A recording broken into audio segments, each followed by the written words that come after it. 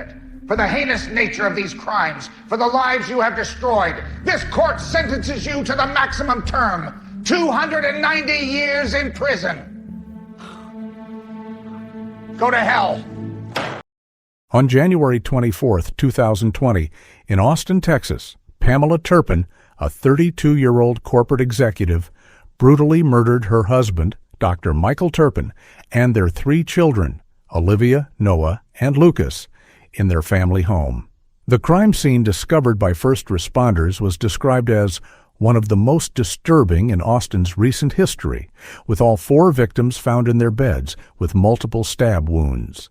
Emergency responders arrived at 4:37 a.m. to find Pamela Turpin with a head wound, hysterically claiming that an intruder had attacked her family and that she had barely escaped with her life. The suburban community of Westlake Hills, known for its excellent schools and low crime rate, was immediately thrown into a state of shock and disbelief. If you're watching this, please hit that subscribe button so you don't miss our upcoming investigations into other shocking cases like this. Let us know in the comments where you're watching from. We're curious how far this tragic Austin story has reached. The horrific nature of this crime, a mother taking the lives of her entire family, represents one of the most psychologically complex cases we've covered. The initial narrative provided by Pamela Turpin described a violent home invasion that had gone terribly wrong. According to her statement to the responding officers, she had been awakened by noises downstairs around 3 a.m. and was confronted by a masked intruder who struck her on the head. She claimed to have lost consciousness briefly and awoken to find her family slaughtered, at which point she called 911. The transcript of the call revealed a woman seemingly in shock, alternating between screaming and moments of eerie calm as she described the scene to the dispatcher. The recording would later become a key piece of evidence as vocal analysis experts noted unusual patterns inconsistent with genuine trauma. The Turpin home, a 4,500-square-foot contemporary residence valued at over $1.2 million, showed no signs of forced entry despite Pamela's claims of an intruder. Crime scene technicians noted that the house's sophisticated security system had not registered any breaches, and nothing appeared to be stolen from the property. The master bedroom, where Dr. Michael Turpin was found, showed signs of a carefully orchestrated attack. The medical examiner would later determine he had been sedated before being stabbed multiple times in the chest and neck. The children's rooms told an even more heartbreaking story. As evidence suggested, they had been sedated and then stabbed with surgical precision while they slept, never having the chance to wake or defend themselves. Austin Police Department Captain James Farrell held a press conference that afternoon, carefully avoiding specifics, but noting that they were pursuing all possible leads in what he described as a tragedy of unimaginable proportions. Local news stations broadcast helicopter footage of the Turpin home, now surrounded by police vehicles and crime scene tape, while neighbors gathered in shocked clusters along the cordoned-off street. The initial media coverage focused heavily on the community's fear of a violent intruder at large, with several outlets reporting on increased security measures being implemented in surrounding neighborhoods. Community leaders called for calm while promising a swift resolution, unaware that the true story would prove far more disturbing than a random act of violence.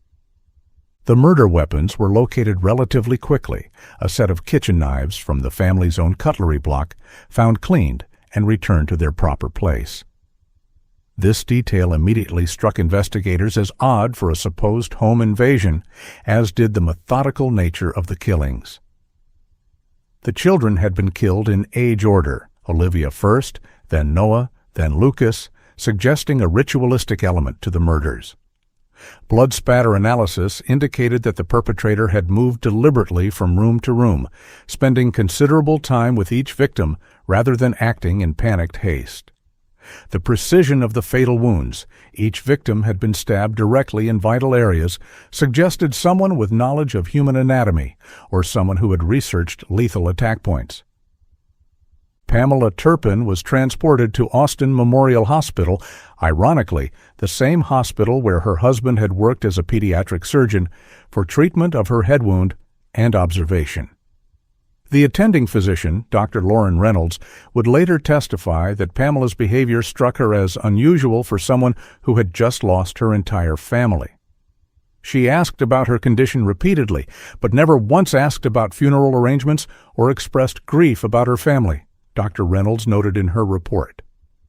The head wound itself was superficial, requiring only 5 stitches, and was located on the right side of her scalp near the crown, a location difficult for an assailant to target but easily self-inflicted.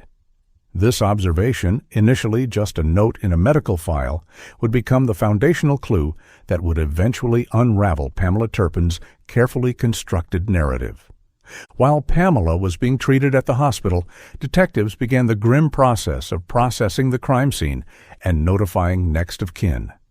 Michael's parents, retired school teachers living in San Antonio, collapsed upon hearing the news, while Pamela's mother, her only surviving parent, flew in from Chicago that evening.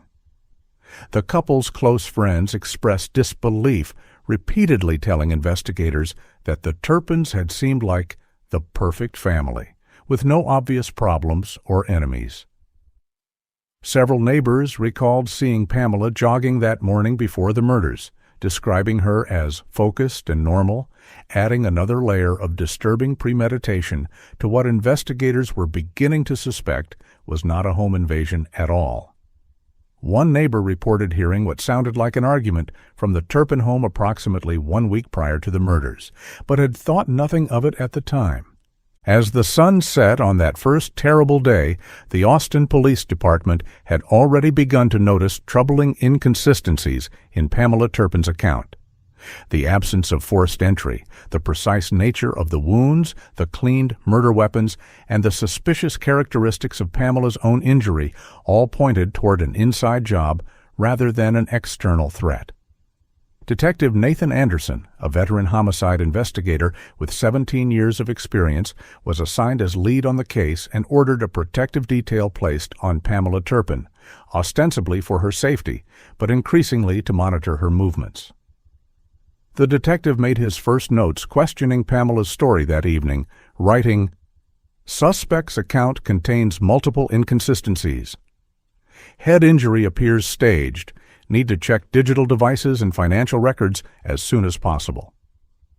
This single notation would mark the beginning of a meticulous investigation that would ultimately expose one of the most calculated family annihilations in Texas criminal history.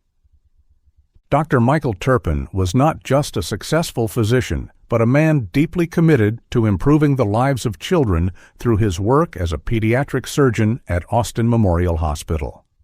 Colleagues described the 34-year-old doctor as brilliant yet humble, often working late into the night on challenging cases while maintaining a gentle bedside manner that put even the most frightened children at ease. His research into minimally invasive techniques for pediatric trauma surgery had been published in leading medical journals, and he had recently been appointed as the youngest ever head of pediatric surgery at the hospital. Those who worked alongside him spoke of a man who carried pictures of his children in his wallet and frequently mentioned them during breaks, a proud father who seemed to have achieved the perfect balance between a demanding career and a fulfilling family life. Michael had met Pamela during their undergraduate years at the University of Texas at Austin, where he studied pre-med while she pursued a business degree with a focus on marketing. Friends from that period recalled a charismatic couple who appeared perfectly matched. Michael with his quiet intensity, and Pamela with her outgoing personality and ambition. They married shortly after Michael's graduation from medical school, with Pamela supporting them financially during his residency by working her way up at a tech marketing firm. Their wedding photos, later shown during the trial, captured a beaming couple surrounded by friends and family, with no hint of the darkness that would eventually consume their relationship. The couple had settled in Austin by choice, turning down more lucrative offers in other cities because they wanted to raise their children in the city where their relationship had begun. 8-year-old Olivia Turpin had inherited her father's compassionate nature and her mother's confident demeanor, a combination that had made her a natural leader among her third-grade classmates at Westlake Elementary. Her ballet instructor described her as disciplined beyond her years, noting that Olivia practiced diligently and had recently been selected for a solo in the school's spring recital, a performance she would never give. The contents of her room, later cataloged by crime scene technicians, told the story of a child with diverse interests. Shelves lined with books ranging from science encyclopedias to fantasy novels, a desk covered with meticulous drawings of animals, and walls decorated with ribbons from swimming competitions. A journal found beneath her pillow contained entries about her dreams of becoming either a doctor like her father or a marine biologist, dreams cruelly cut short by the person who should have nurtured them. 7-year-old Noah Turpin had been the family's athlete, his room filled with soccer trophies and posters of his favorite players from Austin FC. His coach described him as a natural on the field, with exceptional spatial awareness and team spirit, always passing the ball rather than seeking personal glory. School reports indicated a bright, energetic boy who sometimes struggled to sit still in class but showed remarkable focus when topics captured his interest, particularly science and mathematics. A half-completed Lego spacecraft sat on his desk, the instruction manual open to page 23, a poignant reminder of a construction project that would remain forever unfinished.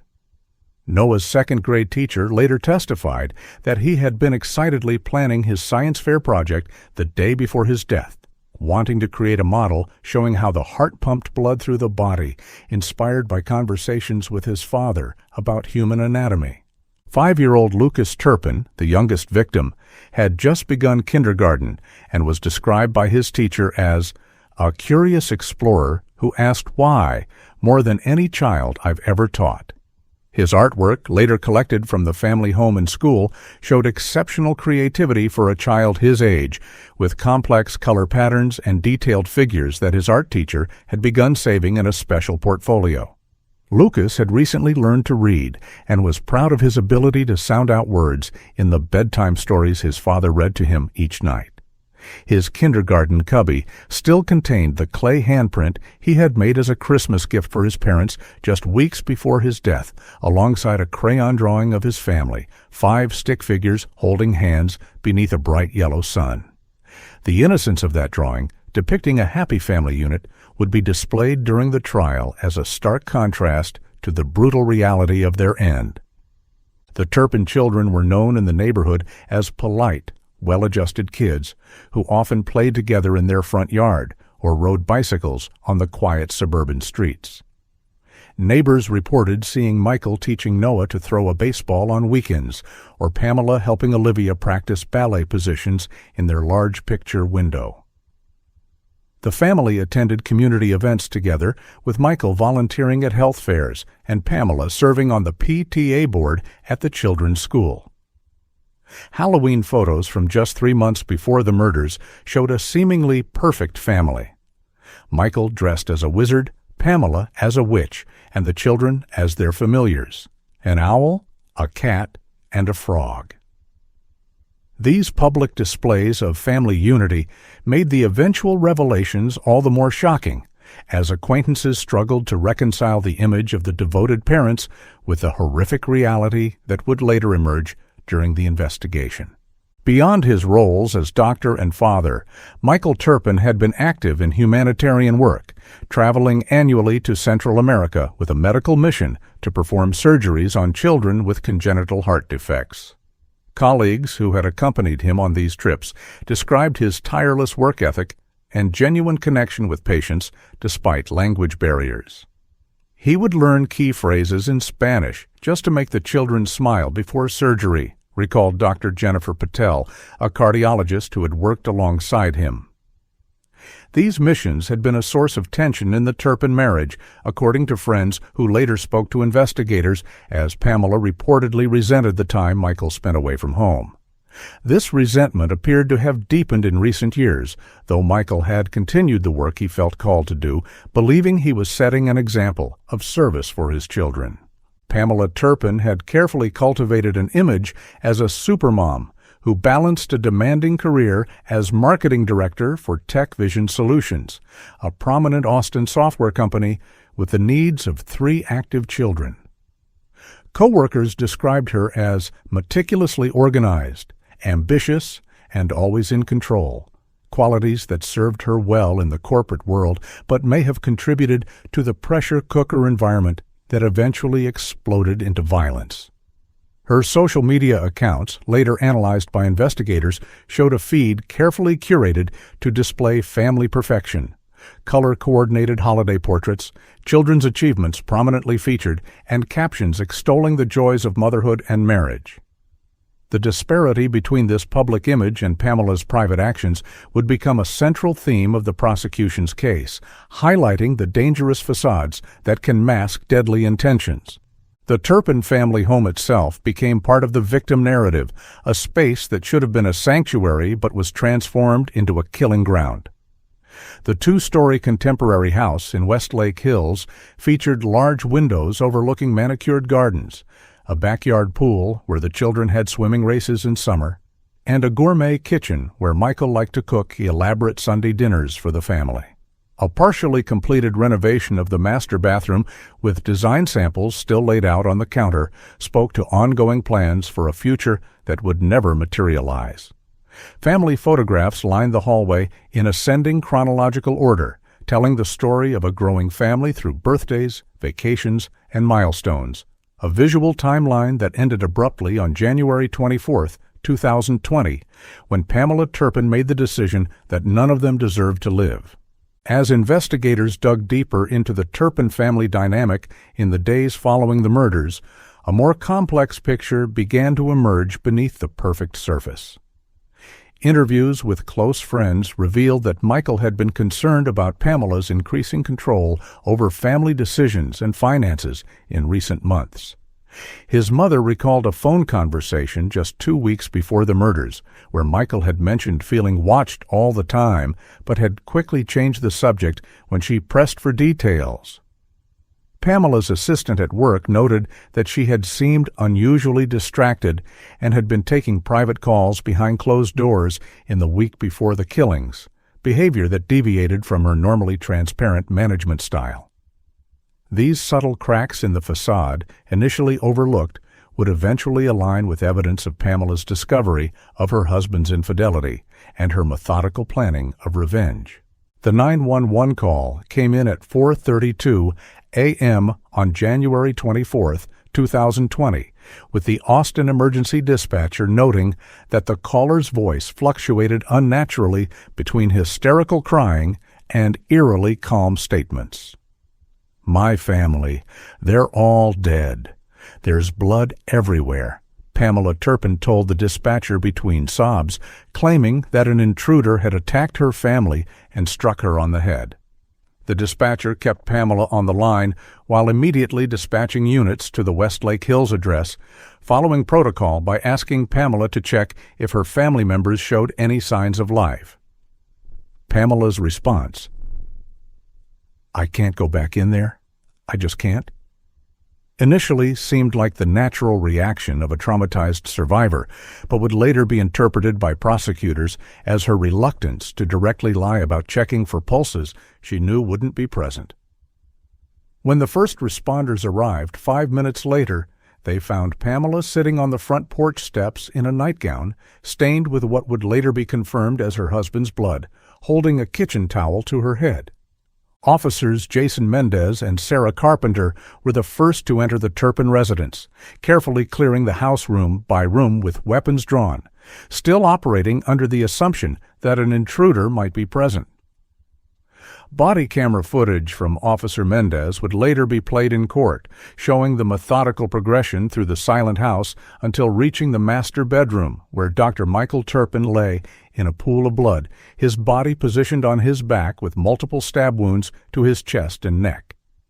The footage captured Officer Mendez's shocked intake of breath as he checked for a pulse, finding none, before radioing, We have one adult male deceased in the master bedroom.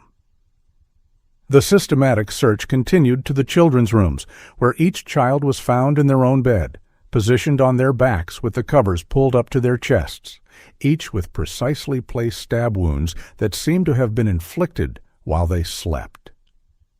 Officer Carpenter's body camera recorded her momentary breakdown upon discovering 5-year-old Lucas, the youngest victim, her voice cracking as she reported, "Third child deceased? He's just a baby." Crime scene technicians arrived within the hour and began the painstaking process of documenting and collecting evidence from what was quickly recognized as one of the most disturbing family annihilation scenes in Austin's history. Lead technician Gabriela Morales immediately noted several anomalies that contradicted the home invasion narrative. No signs of forced entry at any door or window, no drawers pulled open or valuables disturbed, and most tellingly, the murder weapons, kitchen knives from the family's own set, cleaned and returned to their block in the kitchen. "In 23 years, I've never seen a home invader clean their weapons and put them back," Morales later testified. Blood spatter analysis revealed directional patterns inconsistent with Pamela's description of the attacks, suggesting the perpetrator had stood in positions that would be unusual for a random intruder, but natural for someone familiar with the victims and the layout of the rooms. Medical examiner Dr. Victor Ramirez arrived at the scene at approximately 6:45 a.m. to conduct his preliminary examination before the bodies were transported to the morgue.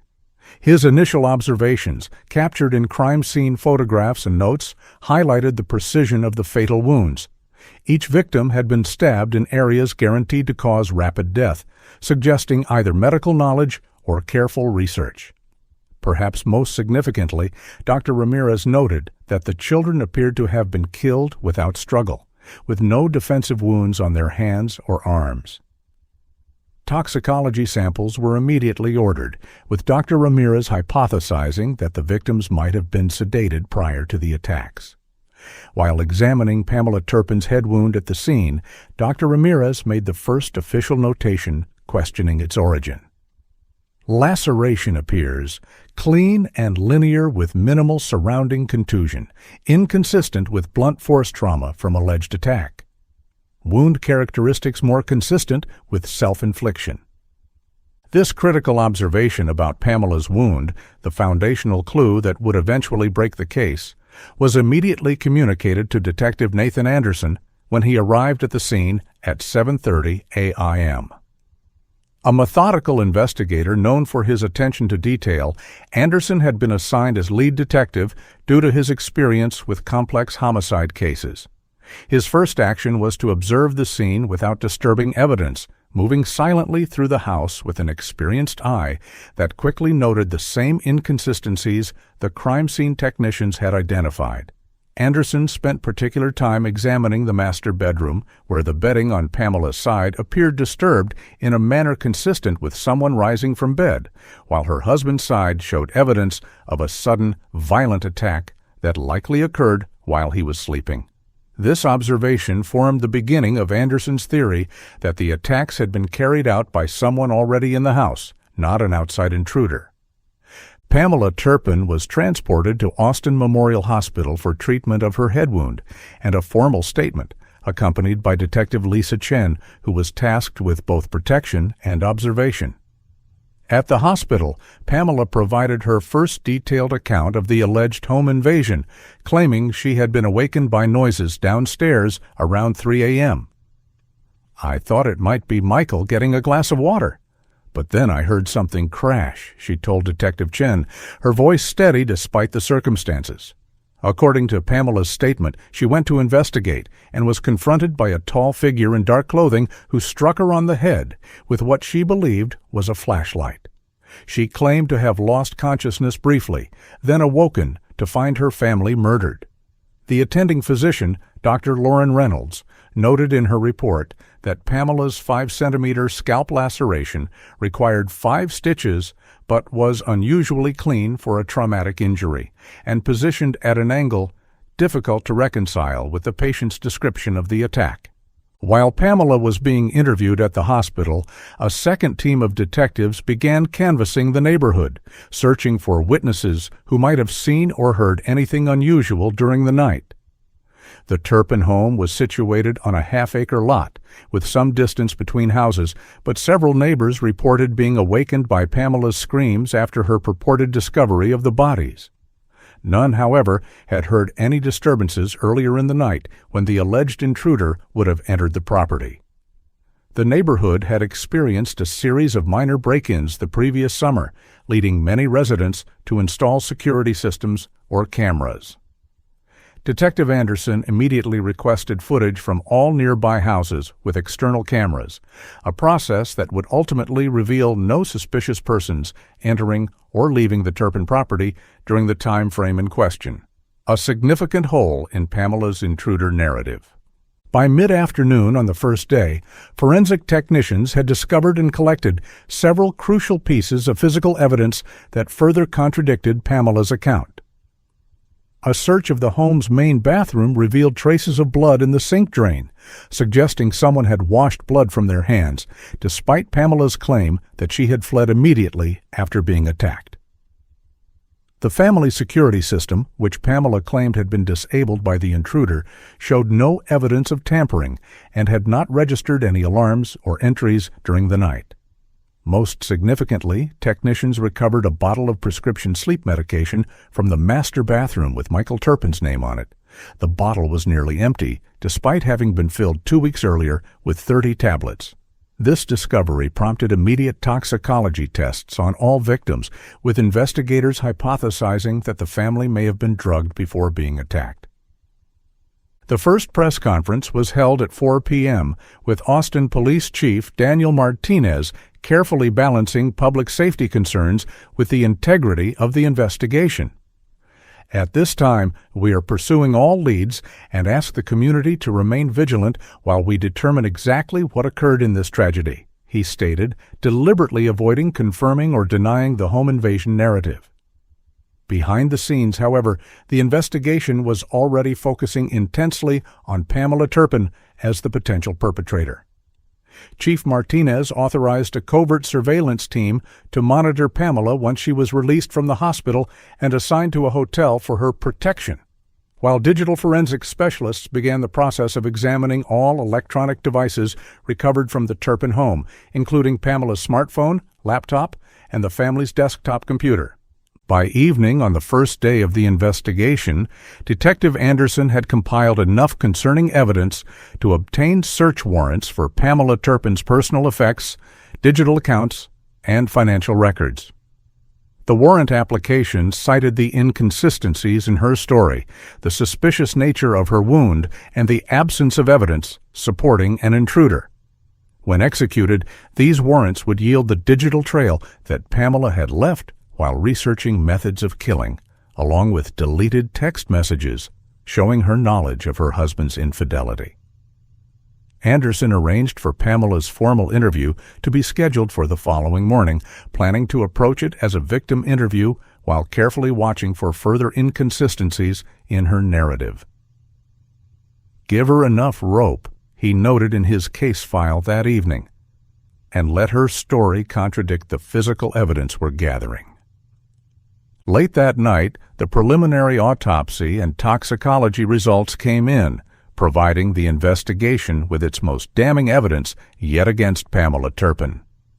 Medical examiner Dr. Ramirez confirmed that all 4 victims had significant levels of Zolpidem, a prescription sleep medication, in their systems, with doses far exceeding therapeutic levels. The children's stomach contents revealed traces of hot chocolate, not a typical beverage for a warm January night in Texas, suggesting they had been given the medication hidden in a sweet drink before bedtime. Dr. Ramirez also confirmed his initial assessment of Pamela's head wound, stating categorically in his preliminary report, "The laceration exhibits characteristics consistent with self-infliction, including uniform depth, clean edges, and an angle achievable by the patient's own hand, but difficult for an assailant." This wound appears to have been created to support a false narrative of assault by an intruder. On the morning of January 25th, just 24 hours after the discovery of the bodies, Detective Nathan Anderson sat across from Pamela Turpin in interview room 3 at Austin Police Headquarters, ostensibly to gather more details about the alleged home invasion. Anderson, known for his conversational interview style, deliberately projected sympathy and concern as he guided Pamela through a retelling of her experience.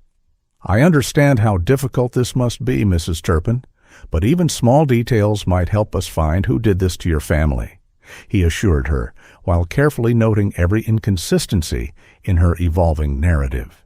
During this 3-hour interview, recorded on video that would later be played in court, Pamela added several new details absent from her initial statement, claiming the intruder wore a ski mask, spoke with a deep voice, and smelled of cigarettes. These embellishments, prosecutors would later argue, represented Pamela's attempts to strengthen her fabricated story as she sensed investigators' skepticism. Throughout the interview, Anderson observed Pamela's demeanor with a trained eye, noting in his case file that she displayed what he termed performative grief, crying at appropriate moments, but quickly regaining composure when discussing logistical matters like funeral arrangements or insurance policies.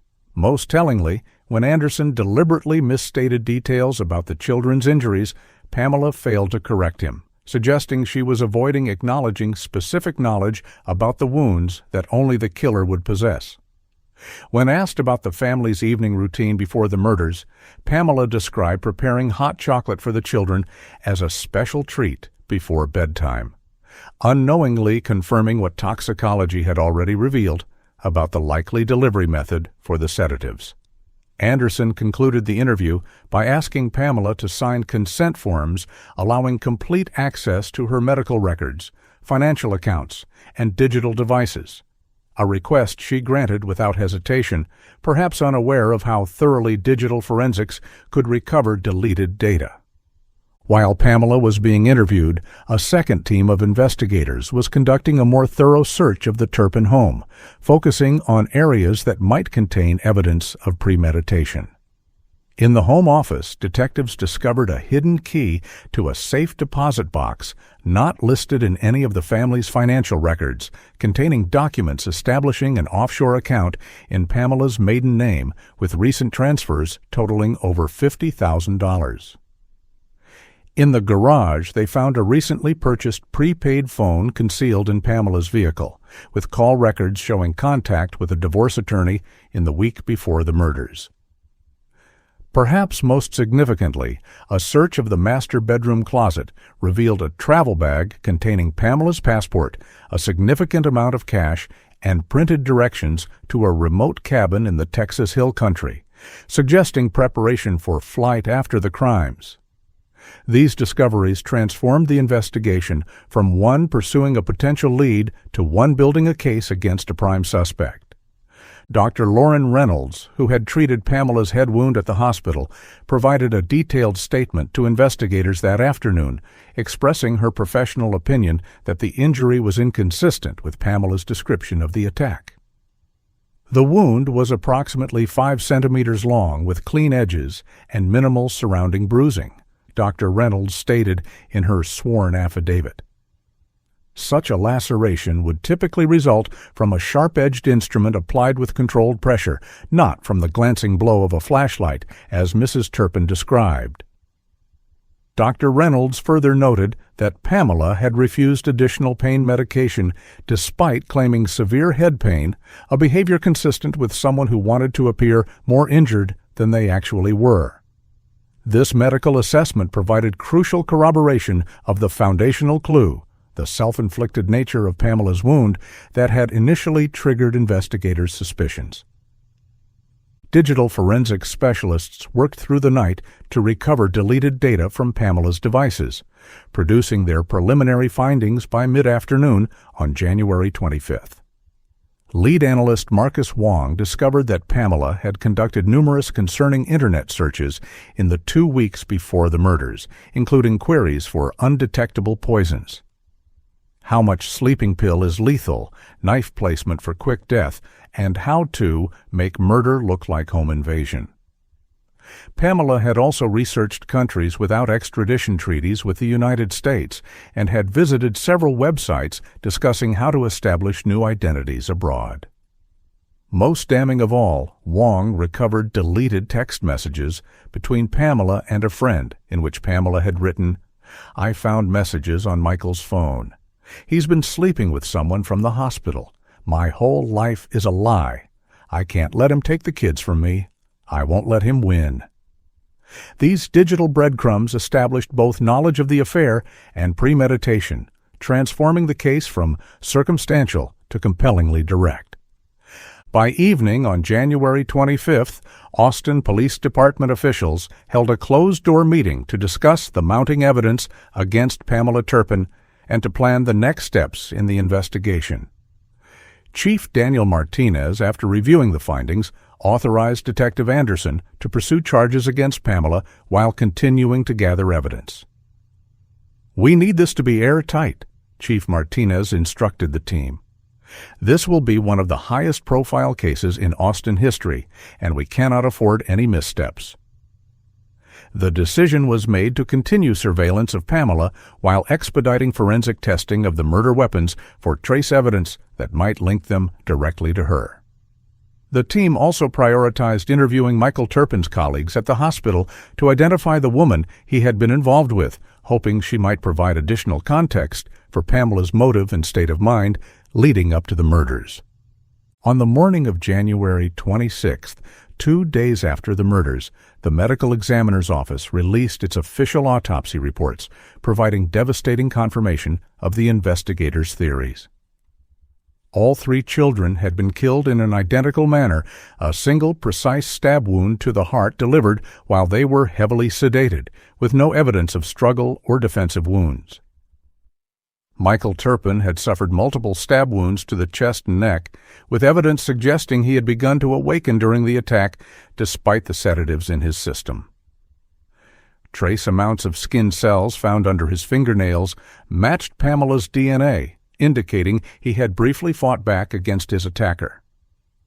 Dr. Ramirez's final report concluded unequivocally that Pamela's head wound bears all hallmarks of self-infliction, with an angle and placement impossible to reconcile with her account of being struck by an assailant.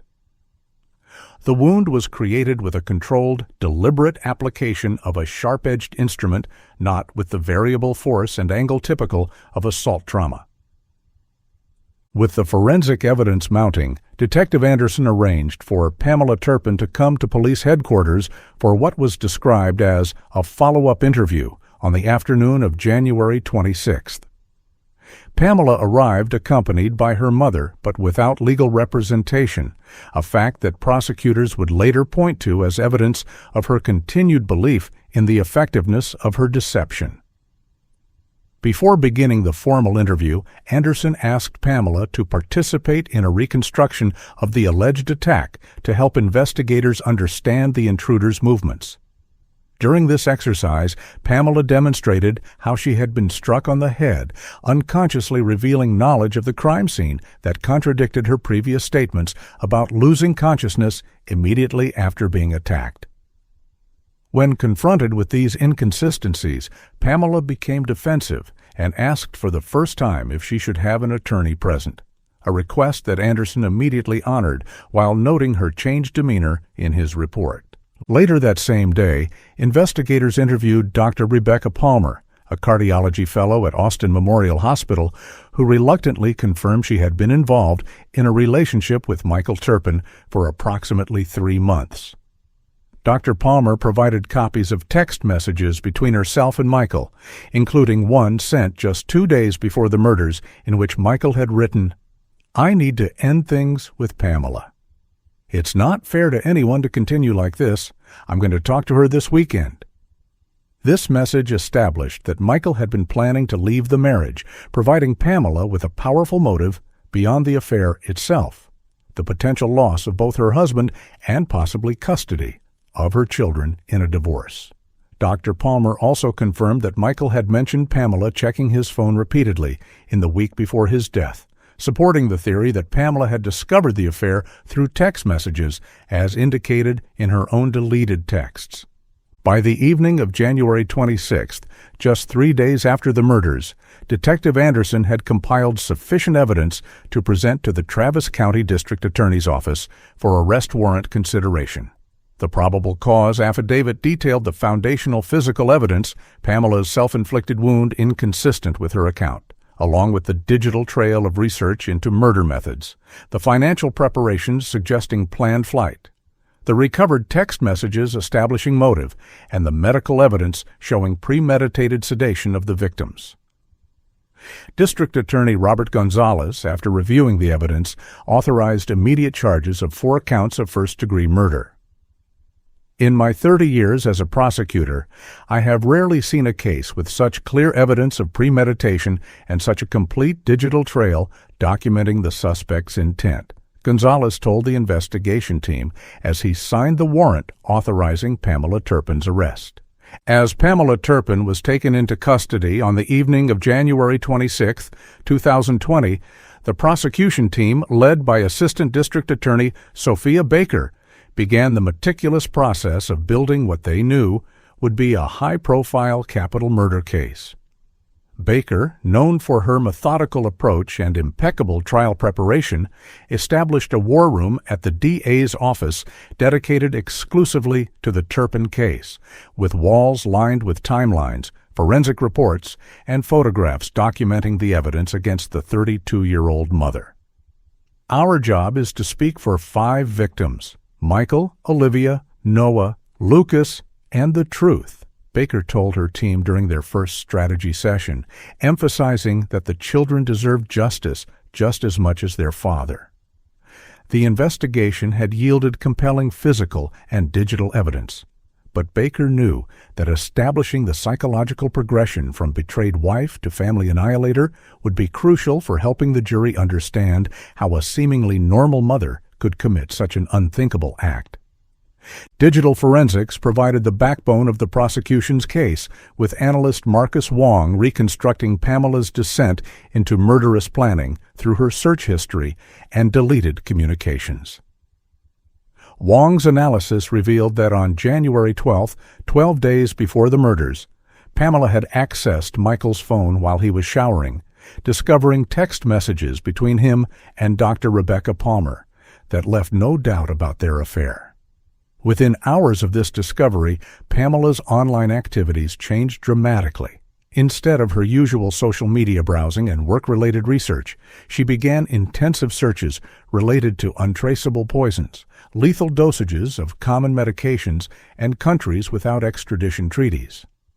Wong testified in pre-trial hearings that Pamela had meticulously cleared her search history each day, unaware that the data remained recoverable at the server level. She believed she was covering her tracks, but digital footprints are nearly impossible to erase completely, Wong explained to prosecutors as he provided screenshots showing Pamela's searches becoming increasingly specific, eventually including phrases like how to stage crime scene as home invasion and knife placement for instant death. The foundational clue that had first alerted investigators to Pamela's guilt, her suspicious head wound, became the centerpiece of the forensic case against her.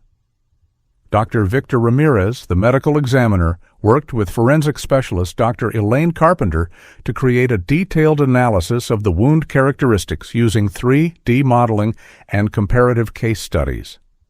Their report conclusively demonstrated that the linear, clean-edged laceration on Pamela's scalp could not have been created by the glancing blow of a flashlight, as she had claimed. Instead, the wound's uniform depth, consistent pressure application, and precise placement on an accessible area of her scalp all pointed to self-infliction. The physical evidence tells a clear story contradicting Mrs. Turpin's narrative, Dr. Carpenter stated in her report. The wound was created with controlled pressure, using a sharp-edged instrument applied at an angle physically impossible for an assailant standing in front of her, but easily achievable by her own hand. The toxicology reports provided another damning link in the chain of evidence, showing that all 4 victims had been drugged with zolpidem, the active ingredient in prescription sleep medication found in the Turpin home. Laboratory analysis of the children's favorite Mickey Mouse hot chocolate mugs revealed traces of the crushed medication, suggesting Pamela had used the sweet drink to mask the bitter taste of the drugs. Pharmacy records showed that Michael had filled a prescription for 30 tablets of Zolpidem 2 weeks before the murders for occasional insomnia. But the bottle found in the home contained only 3 remaining tablets, far fewer than should have been left based on his typical usage pattern. Pamela's fingerprints were found on the inside of the bottle cap, indicating she had handled the medication recently. The toxicology report concluded that the children had been given doses approximately 3 times the adult therapeutic level, ensuring they would remain deeply unconscious during the attacks, while Michael had received a slightly lower dose, perhaps explaining why he had begun to awaken during the assault. Financial records uncovered by forensic accountants revealed Pamela's methodical preparation for life after the crimes, including the establishment of an offshore account in her maiden name 3 weeks before the murders. Bank statements showed a series of withdrawals just below the $10,000 reporting threshold in the 2 weeks leading up to January 24th, with the cash later found in Pamela's escape bag alongside her passport and disguise materials. Prosecutors theorized that Pamela had initially planned to flee the country after staging the home invasion, but had been forced to abandon this plan when Michael began to fight back during the attack, likely causing more noise and physical evidence than she had anticipated. Email records recovered from Pamela's accounts included inquiries about remote rental properties in Costa Rica and Belize, countries known for their minimal extradition enforcement, with correspondence dating back to within hours of her discovery of the affair. As investigators delved deeper into the Turpin family dynamics, they uncovered a pattern of controlling behavior by Pamela that had escalated in the months before the murders. Interviews with family friends revealed that Pamela had recently insisted on Michael sharing his phone passwords and account logins, ostensibly for family emergency access, but actually to monitor his communications. Michael's mother recalled a Christmas visit during which Pamela had repeatedly checked her husband's phone while he was playing with the children, behavior she had found odd at the time but hadn't mentioned. Colleagues at Tech Vision Solutions, where Pamela worked as marketing director, described her as intensely competitive and unable to accept failure, with one co-worker recounting an incident where Pamela had become disproportionately angry over a minor professional setback, stating that losing was never an option for her. These accounts helped prosecutors construct a psychological profile of a woman whose need for control and perfection made the prospect of a failed marriage and potential custody battle intolerable. The recovered text messages between Pamela and her friend Carolyn Lambert proved particularly valuable in establishing Pamela's mindset after discovering the affair. In these messages, Pamela had written, "Everything I've built is collapsing.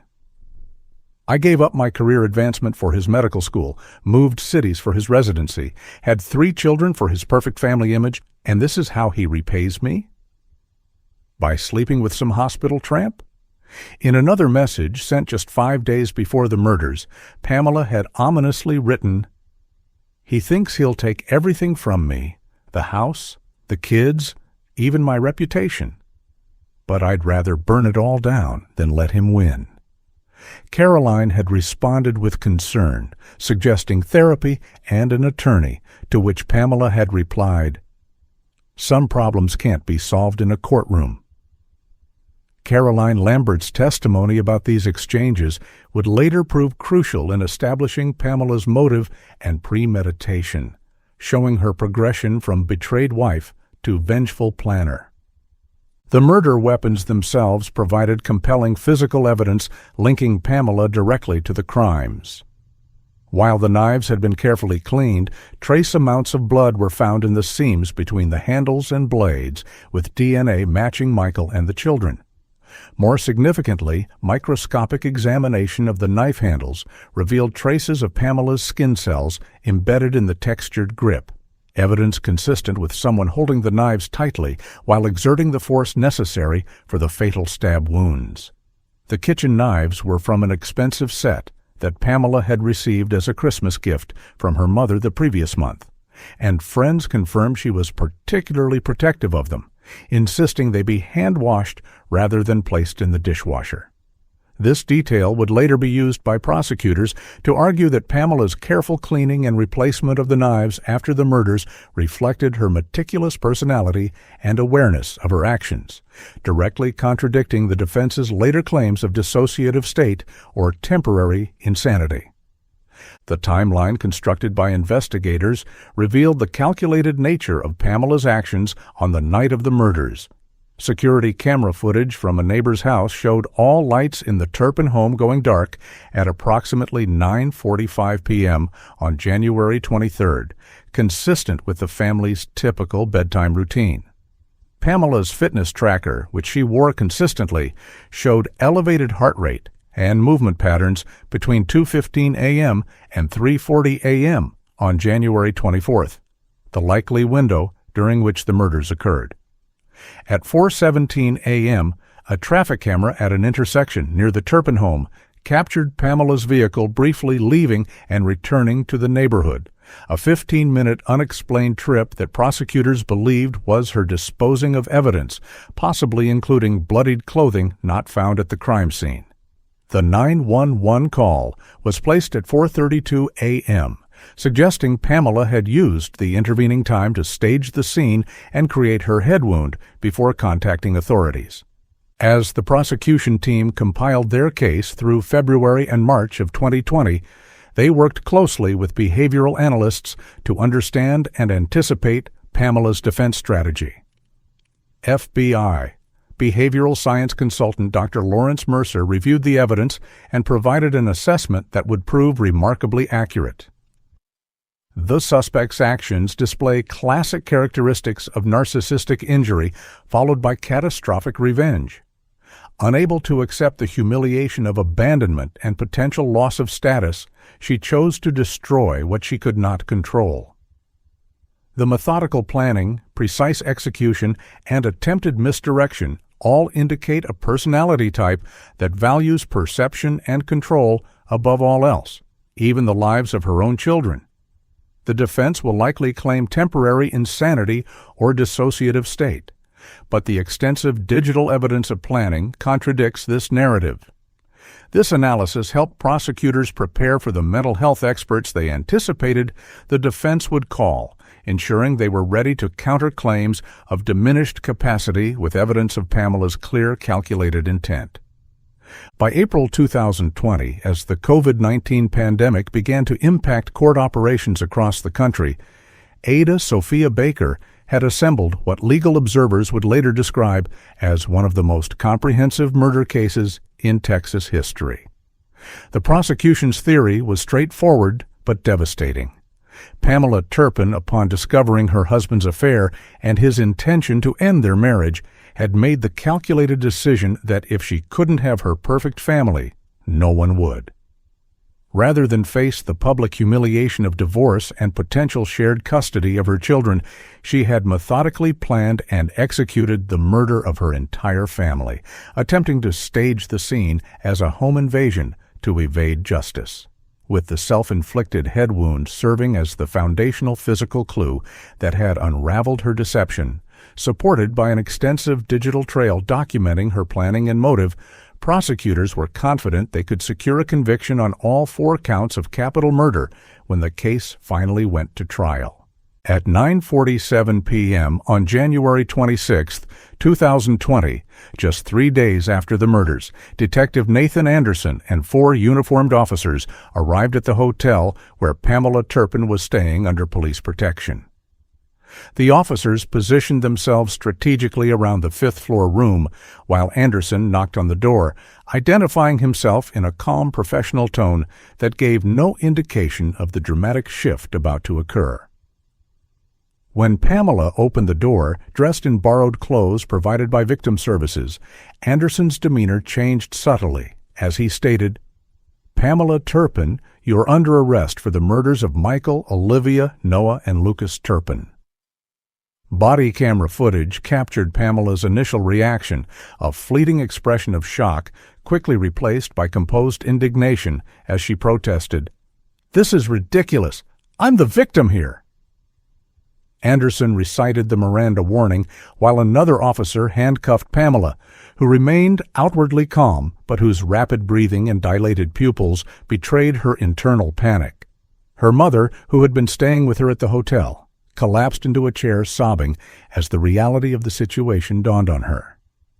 Pamela was transported to the Travis County Jail for processing, where her intake photographs showed a woman attempting to maintain dignity despite the circumstances. She surrendered her personal effects, including a locket containing family photos that officers noted she handed over without emotional reaction, and changed into the standard orange jumpsuit of the county detention facility. Throughout the booking process, Pamela remained largely silent, answering questions with minimal responses and declining offers of phone calls or immediate legal representation.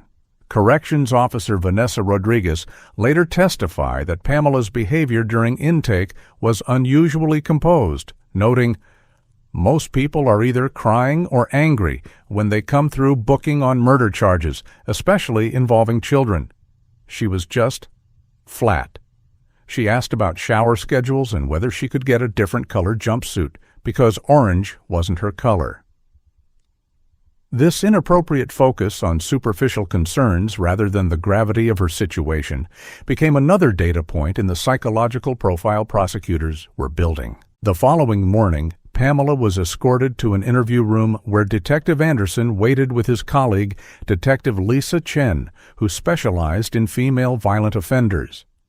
The interview room had been carefully prepared with photographs of the crime scene deliberately placed in a folder visible on the table, a strategic decision to create psychological pressure. The interrogation, recorded on high-definition video that would later be played in court, began with Anderson establishing rapport through casual conversation about the jail accommodations before abruptly shifting tone. "Pamela, I want to be transparent with you," he said, leaning forward and making direct eye contact. "We know the intruder story is a fabrication. We have conclusive evidence that you killed your family, and today is your opportunity to explain why." This direct challenge to her narrative was designed to assess whether Pamela would maintain her deception or begin to offer justifications for her actions. Pamela initially responded to Anderson's challenge with practiced indignation, insisting on her innocence and demanding to know what evidence police had against her. "This is insane. I loved my family. I would never hurt my children," she protested, her voice steady, but her hands gripping each other tightly beneath the table. Anderson nodded sympathetically before methodically laying out the first piece of evidence. "Our medical examiners have definitively determined that your head wound was self-inflicted, Pamela. The angle, depth, and characteristics of the laceration are impossible to reconcile with your description of being attacked." He slid photographs of her wound across the table, along with the medical examiner's report, highlighting the inconsistencies. Pamela stared at the images for several seconds before responding. "They're wrong. Maybe it happened differently than I remember because I was in shock, but I did not hurt myself." For the next 2 hours, Anderson systematically presented evidence contradicting Pamela's intruder narrative, beginning with the physical inconsistencies at the crime scene and progressing to more personal revelations. When he placed printouts of her internet searches about lethal doses of sleeping medication on the table, Pamela's composure began to crack visibly, her breathing becoming more rapid and her responses more defensive. "Anyone could have used my computer," she insisted, though the timestamps of the searches corresponded precisely with periods when she was home alone.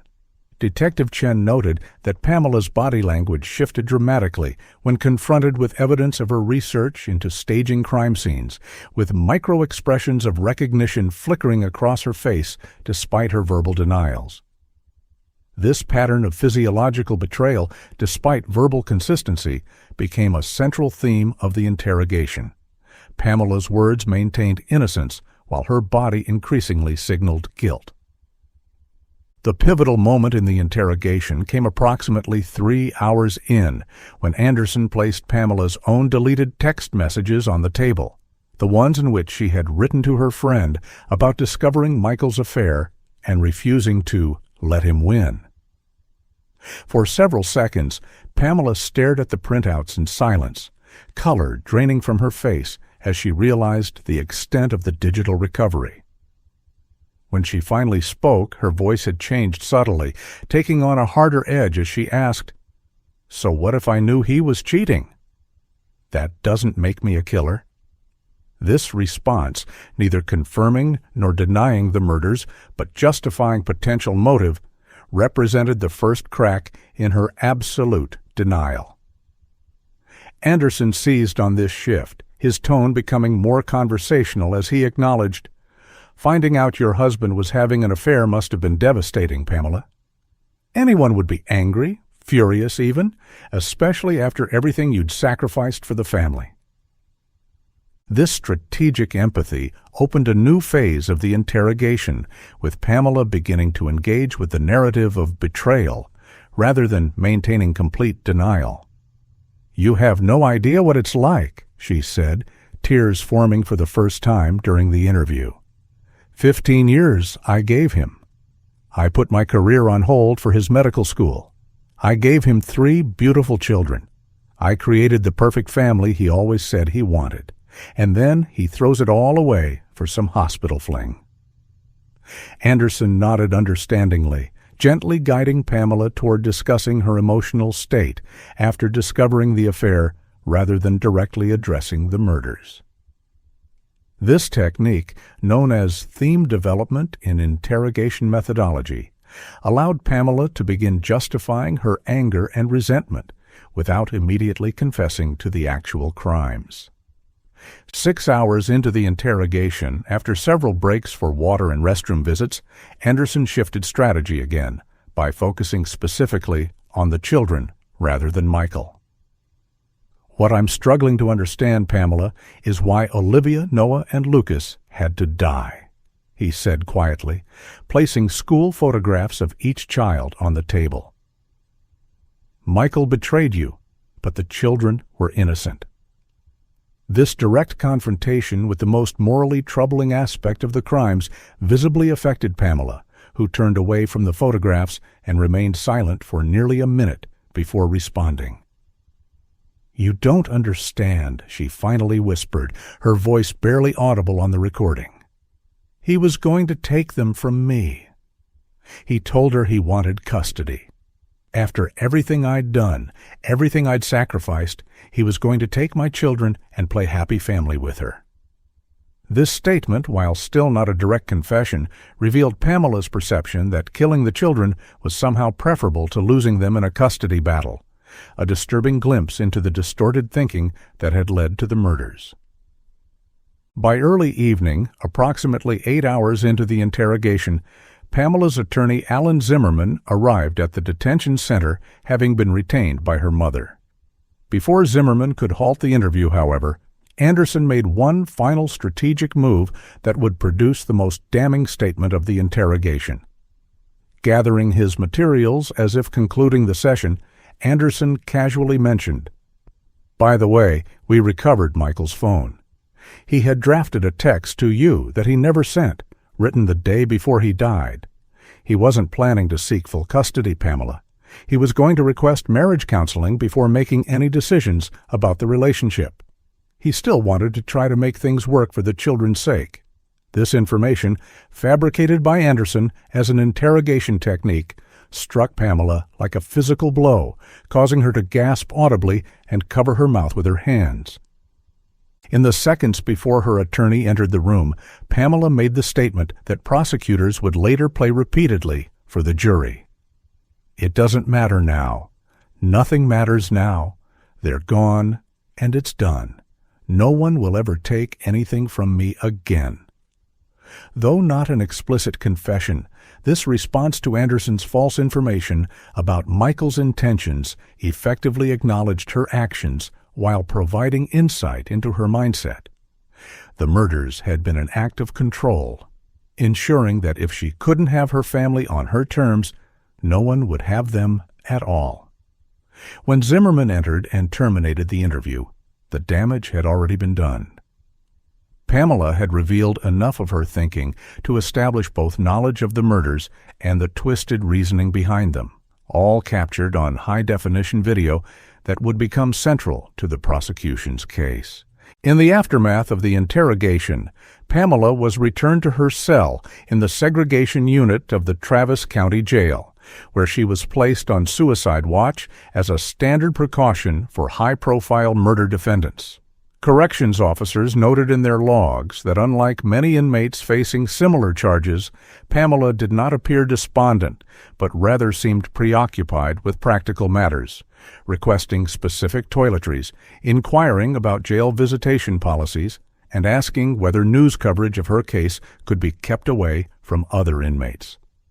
This focus on maintaining control over her environment and image, even within the confines of detention, aligned with the psychological profile that investigators had developed.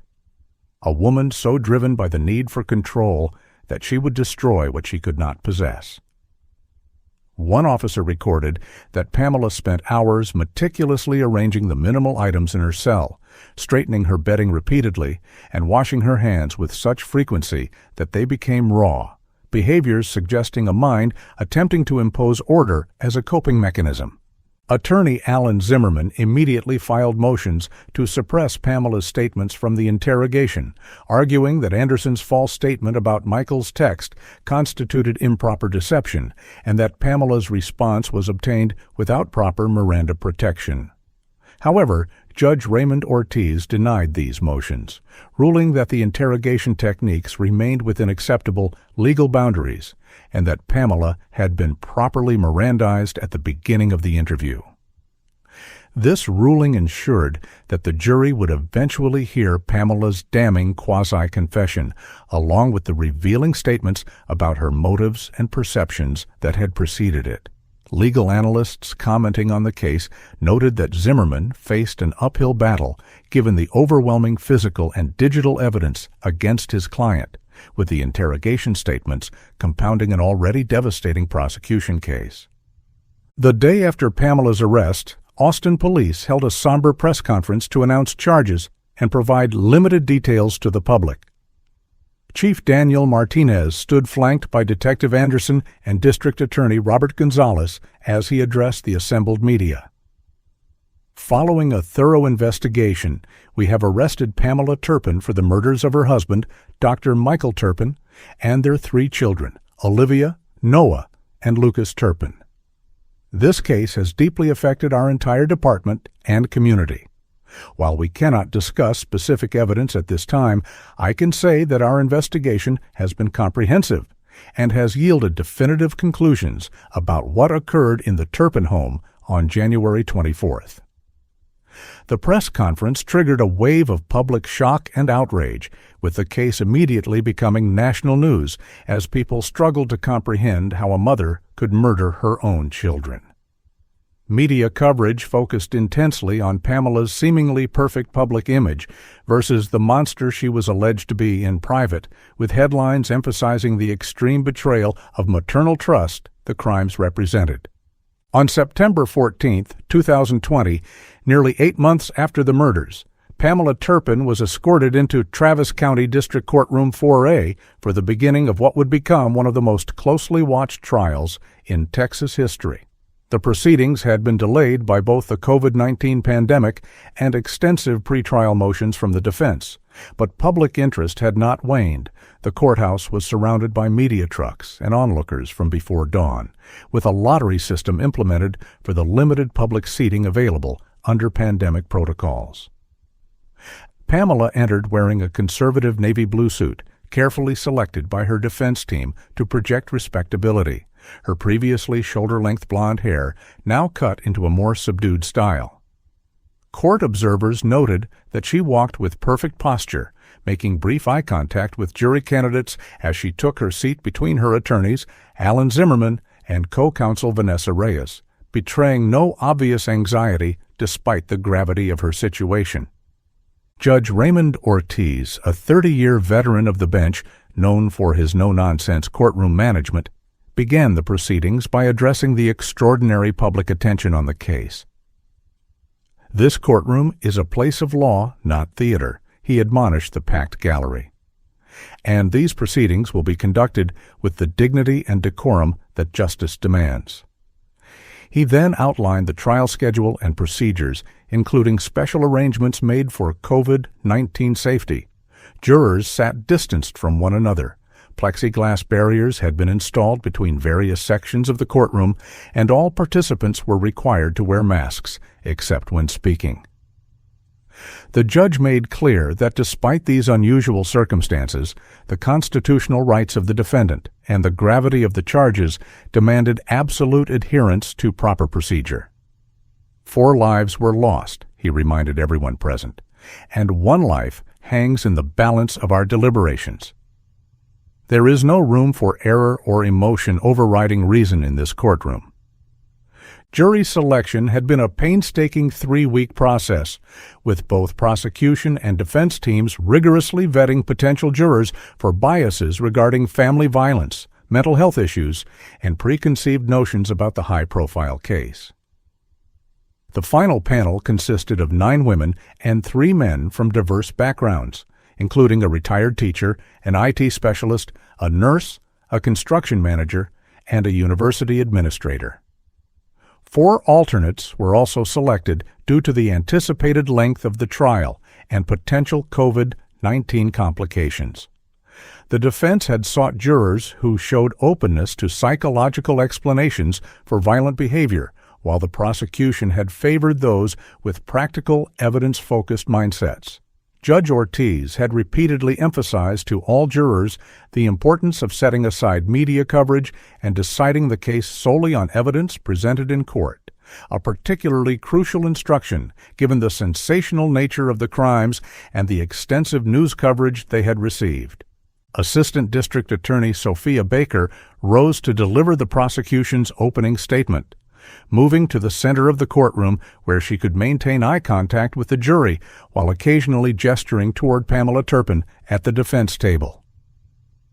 Baker, in her mid-40s with a reputation for methodical case presentation, began by painting a vivid picture of the Turpin family's final evening together. Michael reading bedtime stories to the children, Pamela preparing special hot chocolate, the family home quiet by 9:30 p.m. By sunrise the next morning, Baker stated, her voice measured but intense, all 4 of them would be dead, not by the hand of an intruder as the defendant initially claimed, but by the hand of the woman who was supposed to protect them above all others. The prosecutor then methodically outlined the state's case, emphasizing how Pamela's self-inflicted head wound had been the first clue in unraveling her elaborate deception. The physical evidence does not lie, Baker told the jurors, and in this case, it tells the story of a woman who, upon discovering her husband's infidelity, made the calculated decision that if she couldn't have her perfect family, no one would.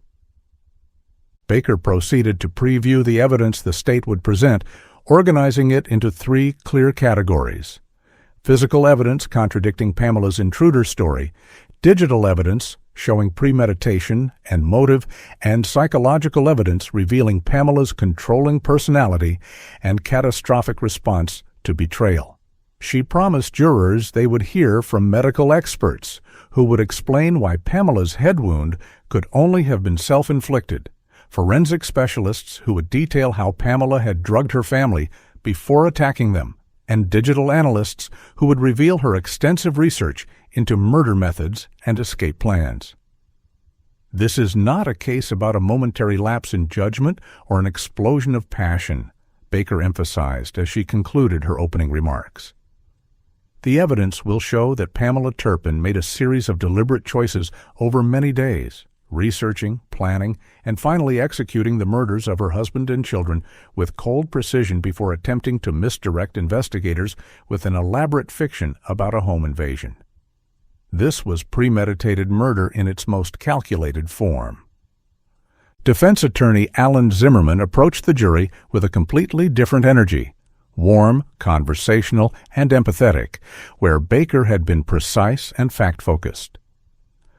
A veteran defense attorney known for handling complex cases, Zimmerman acknowledged the horrific nature of the crimes from the outset.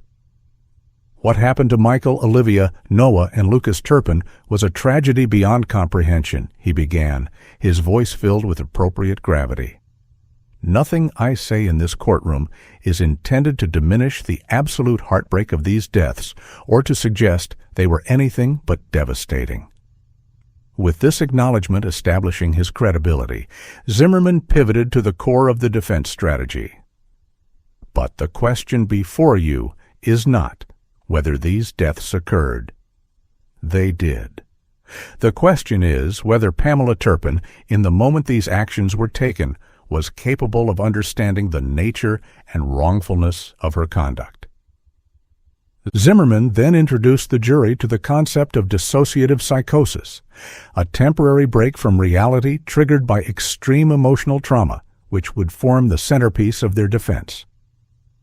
The evidence will show that Pamela Turpin experienced a catastrophic psychological break after discovering her husband's betrayal, he explained, a complete dissociation from reality during which she was not consciously aware of or in control of her actions.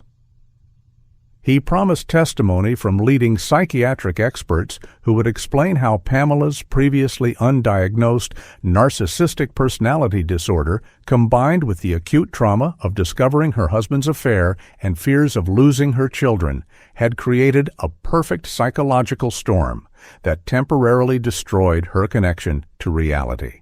Zimmerman acknowledged the state's evidence about Pamela's internet searches, but reframed them as the confused actions of a mind already beginning to fragment under unbearable stress.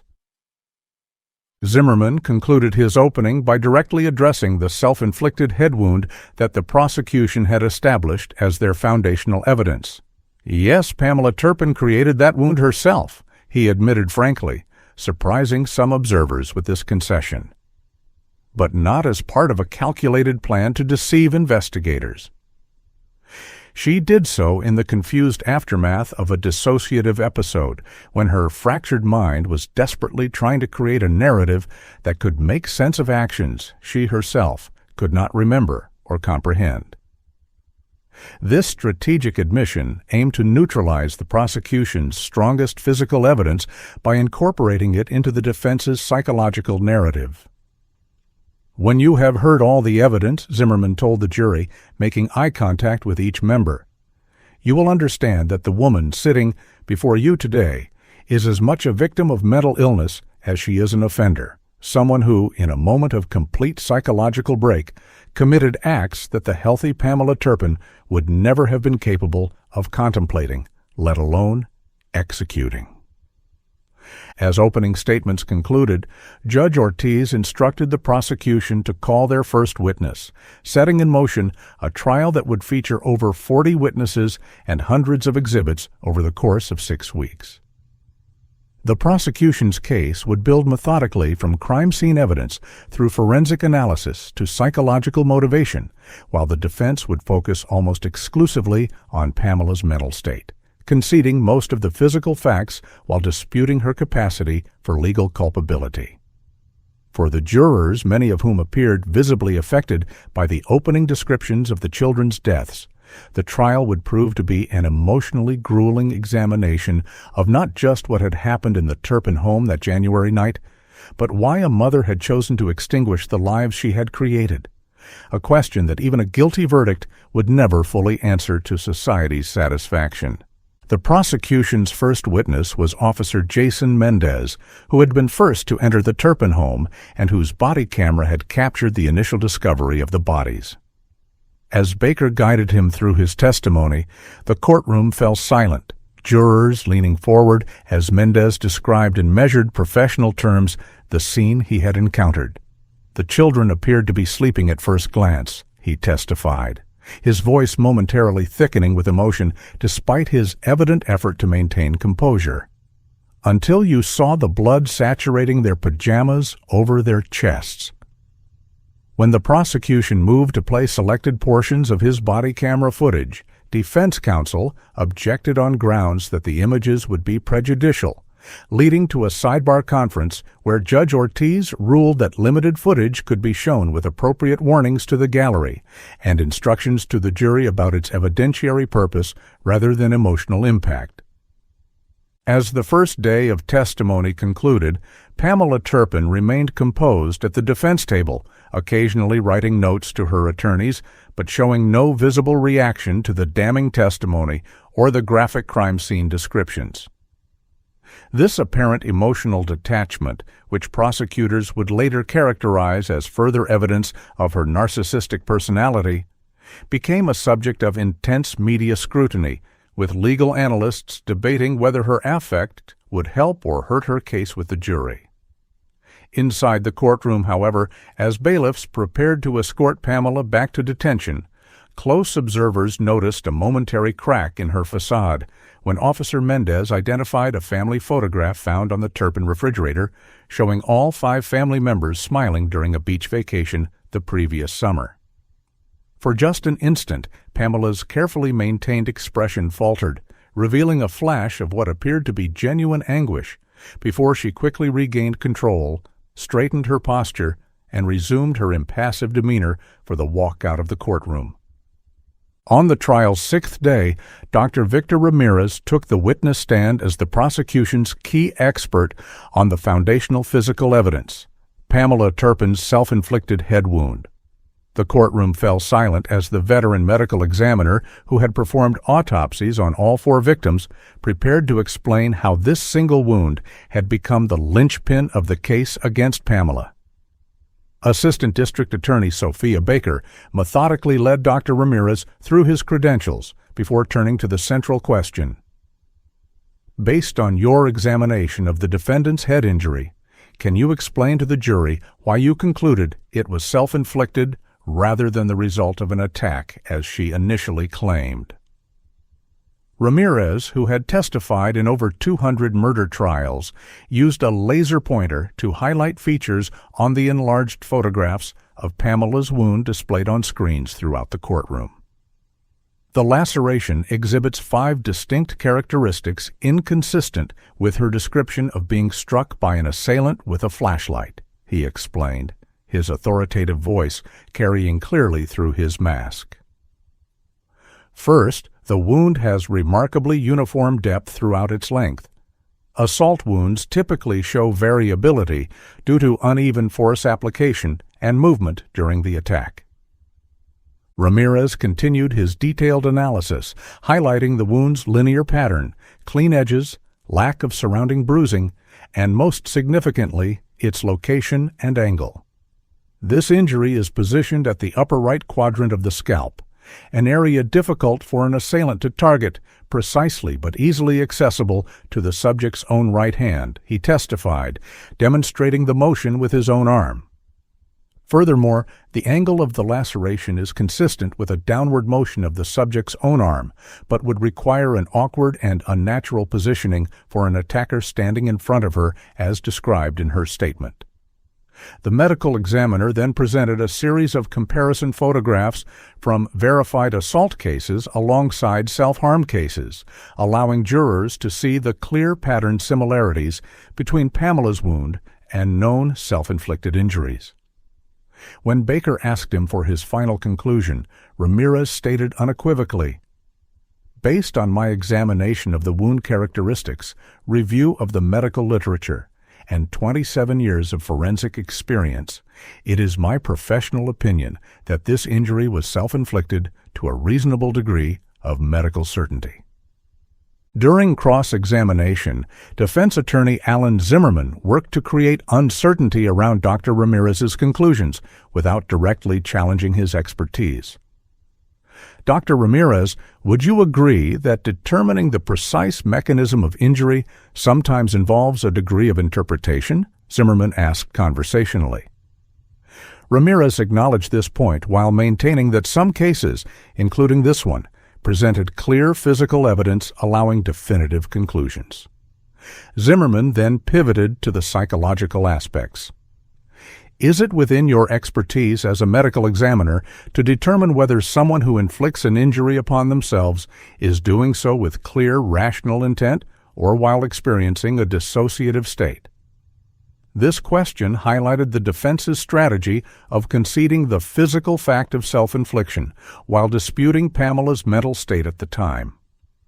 When Ramirez properly acknowledged that psychological state determination fell outside his forensic expertise, Zimmerman nodded appreciatively before concluding, "So while you can tell us the wound was self-inflicted, you cannot tell us anything about Mrs. Turpin's state of mind when she created it, whether she was calculating and deceptive or confused and dissociated from reality."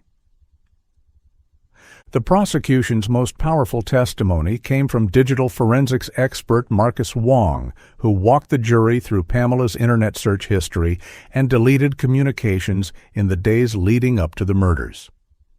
Wong, who had recovered data from Pamela's devices, presented a meticulous timeline of her online activities beginning minutes after she had discovered the affair by accessing her husband's phone.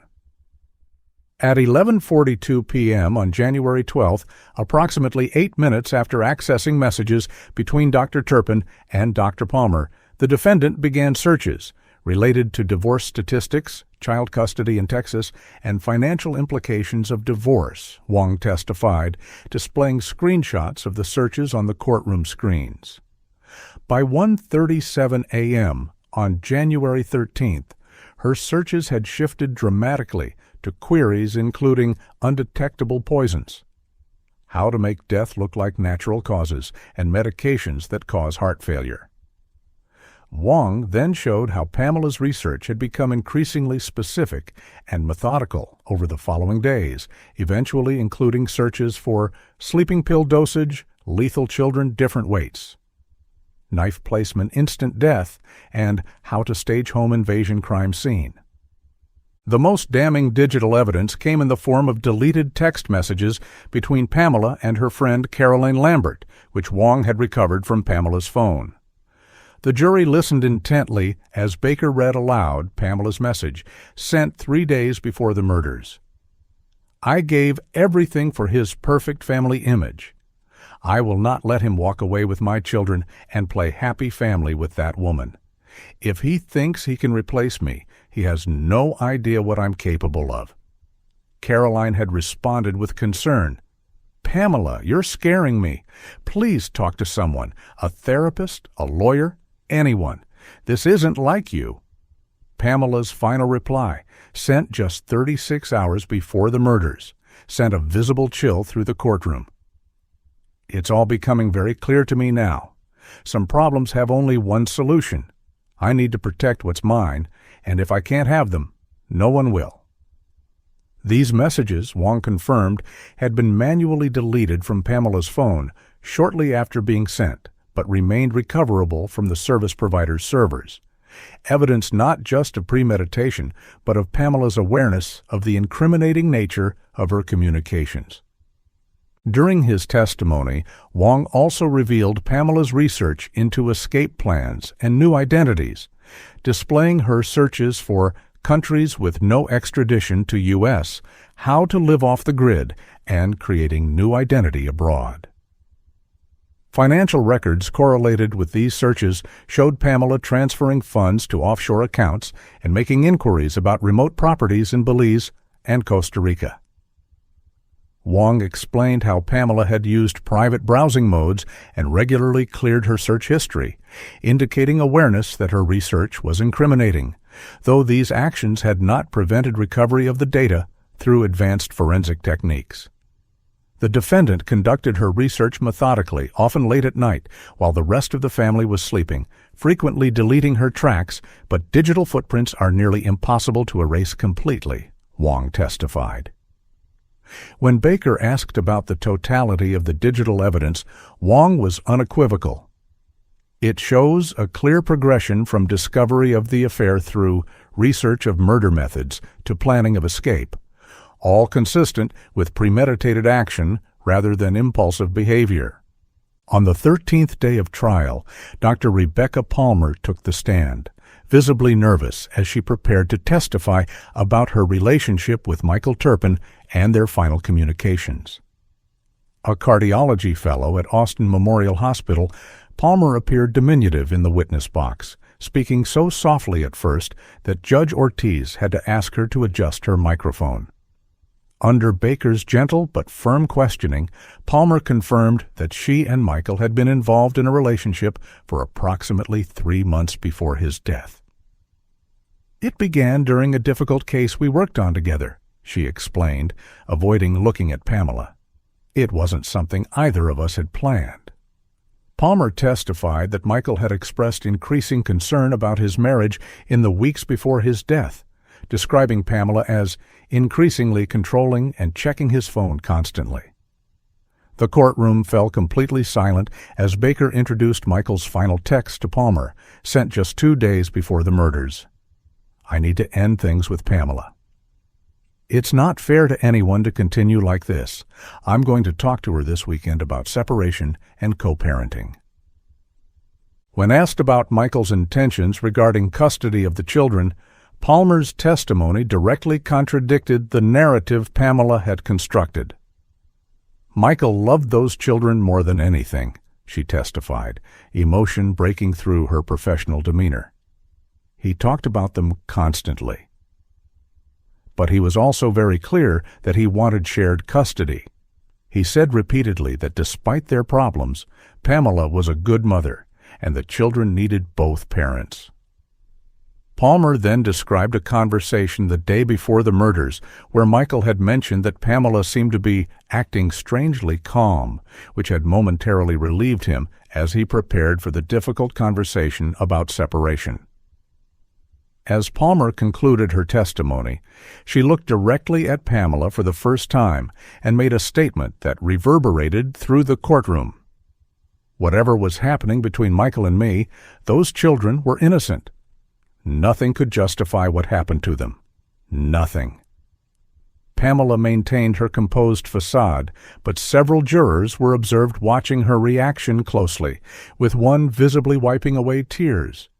The defense's case hinged primarily on the testimony of Dr. Eleanor Hartman, a forensic psychiatrist specializing in dissociative disorders and extreme psychological trauma. With 30 years of experience and numerous publications in her field, Dr. Hartman presented an imposing presence as she explained her diagnosis of Pamela Turpin after extensive evaluation. "Mrs. Turpin suffers from previously undiagnosed narcissistic personality disorder with vulnerable subtype features," Dr. Hartman testified. "Unlike the grandiose narcissist who openly displays arrogance, the vulnerable narcissist constructs their self-worth around achievement, perfectionism, and control, making them particularly susceptible to catastrophic psychological collapse when their self-image is threatened." Hartman described how Pamela's identity had been entirely constructed around being the perfect wife and mother in a perfect family, creating a psychological foundation that shattered completely upon discovering her husband's infidelity and plans for separation. In Mrs. Turpin's distorted perception, losing her husband and potentially sharing custody of her children represented not just a personal rejection, but an existential threat to her entire identity. Dr. Hartman then introduced the jury to the concept of dissociative psychosis, a temporary but complete break from reality during which an individual may perform complex actions without normal conscious awareness or memory formation. "Based on my evaluation, including symptom assessment, psychological testing, and extensive clinical interviews, it is my professional opinion that Mrs. Turpin experienced a dissociative psychotic episode beginning shortly after discovering her husband's affair and culminating in the night of the homicides," Hartman testified. During this period, she exhibited classic symptoms of dissociation, emotional detachment, depersonalization, derealization, and compartmentalized behavior patterns. The Internet searches and preparations, which appear calculated when viewed in isolation, are actually consistent with fragmented, automatic behavior occurring during dissociative states, actions directed by a fractured psyche no longer integrated with normal consciousness or moral reasoning. Under cross-examination, Ada Baker challenged Dr. Hartman's conclusions with methodical precision, focusing on the extensive evidence of Pamela's planning.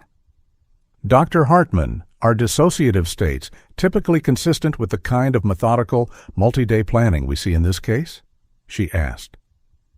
Would someone in a dissociative state typically research multiple murder methods, establish offshore accounts, and research escape routes, all while maintaining normal appearances at work and with friends?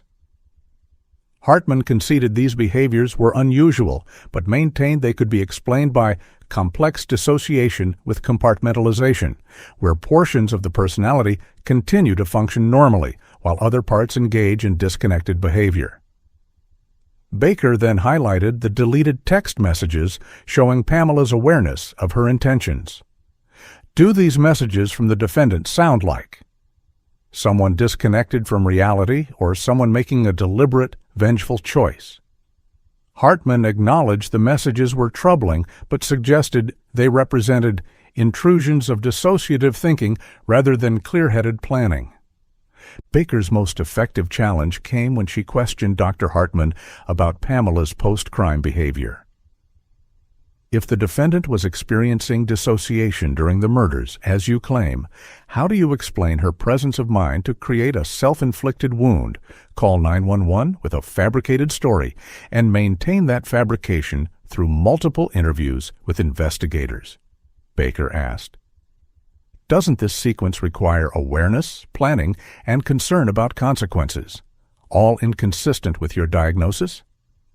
Hartman attempted to explain these actions as part of a reintegration phase, where Pamela's fractured mind was attempting to create a narrative to explain events she couldn't fully process. But several jurors appeared skeptical, with one noticeably shaking his head during this portion of testimony. Baker concluded her cross-examination by highlighting that Hartman had never evaluated Pamela until 3 months after the crimes, by which time her attorneys had already outlined their mental health defense, implying that Pamela had time to study and potentially mimic dissociative symptoms.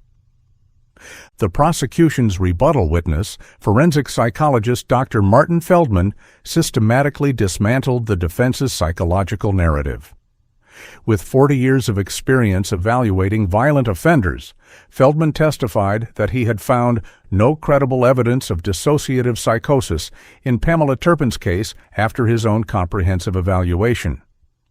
What the evidence actually shows is a narcissistic personality facing narcissistic injury, the discovery of the affair, and potential divorce, who responded not with dissociation, but with narcissistic rage and a need to maintain control at all costs, Dr. Feldman explained.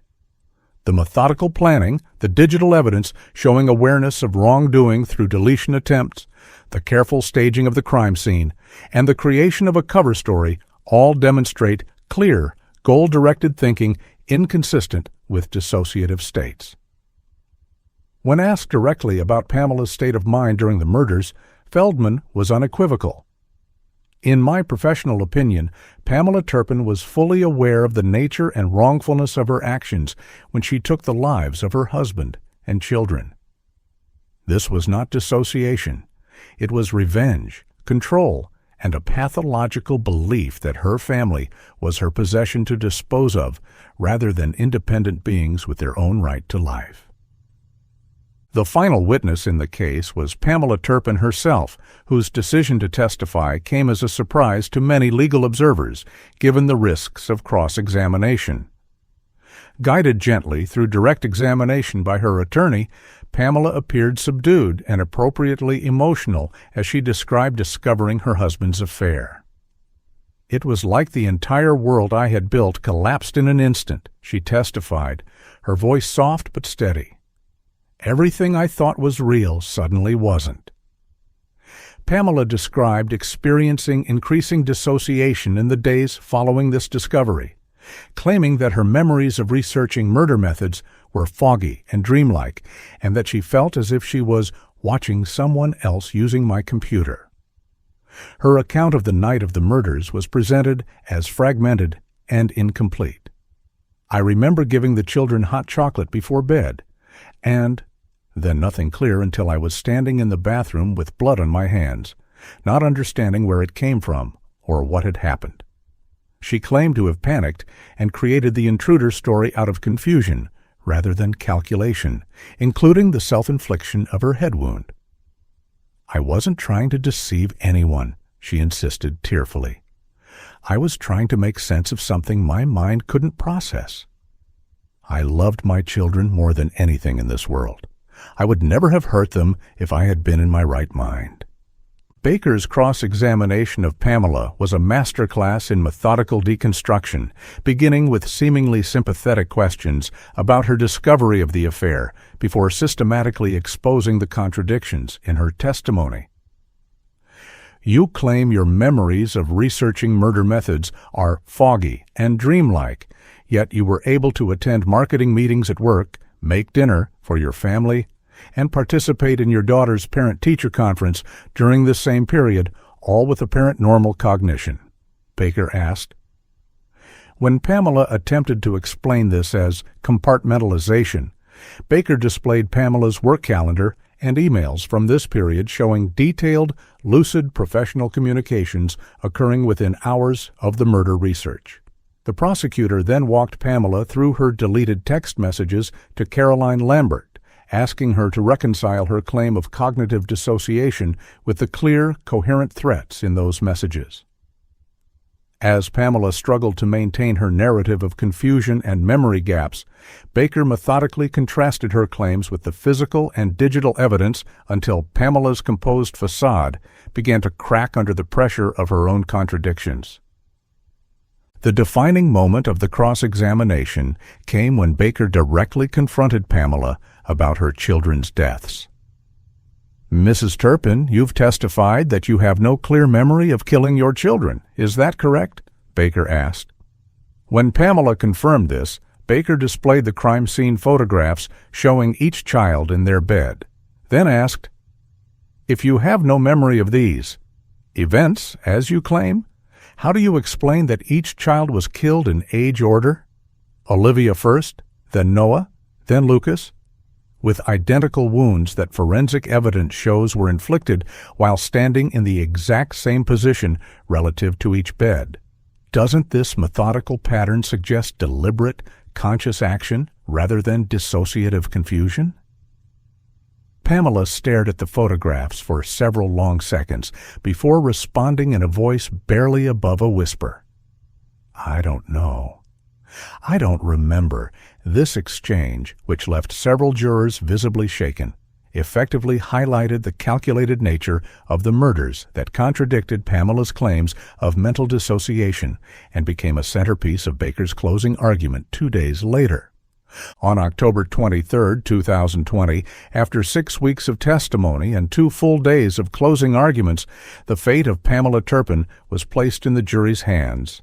Judge Raymond Ortiz delivered meticulous instructions on the legal standards for first-degree murder, the requirements for finding premeditation, and the defense's burden of proof for establishing the affirmative defense of mental disease or defect.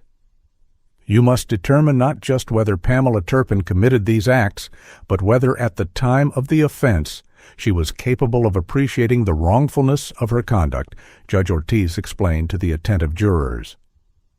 He emphasized that while they could consider expert testimony on Pamela's mental state, they were not bound by any expert's conclusions and must weigh all evidence presented. As the 12 jurors filed out to begin deliberations, Pamela sat motionless at the defense table, her expression unreadable behind her mask as she awaited the judgment that would determine the remainder of her life.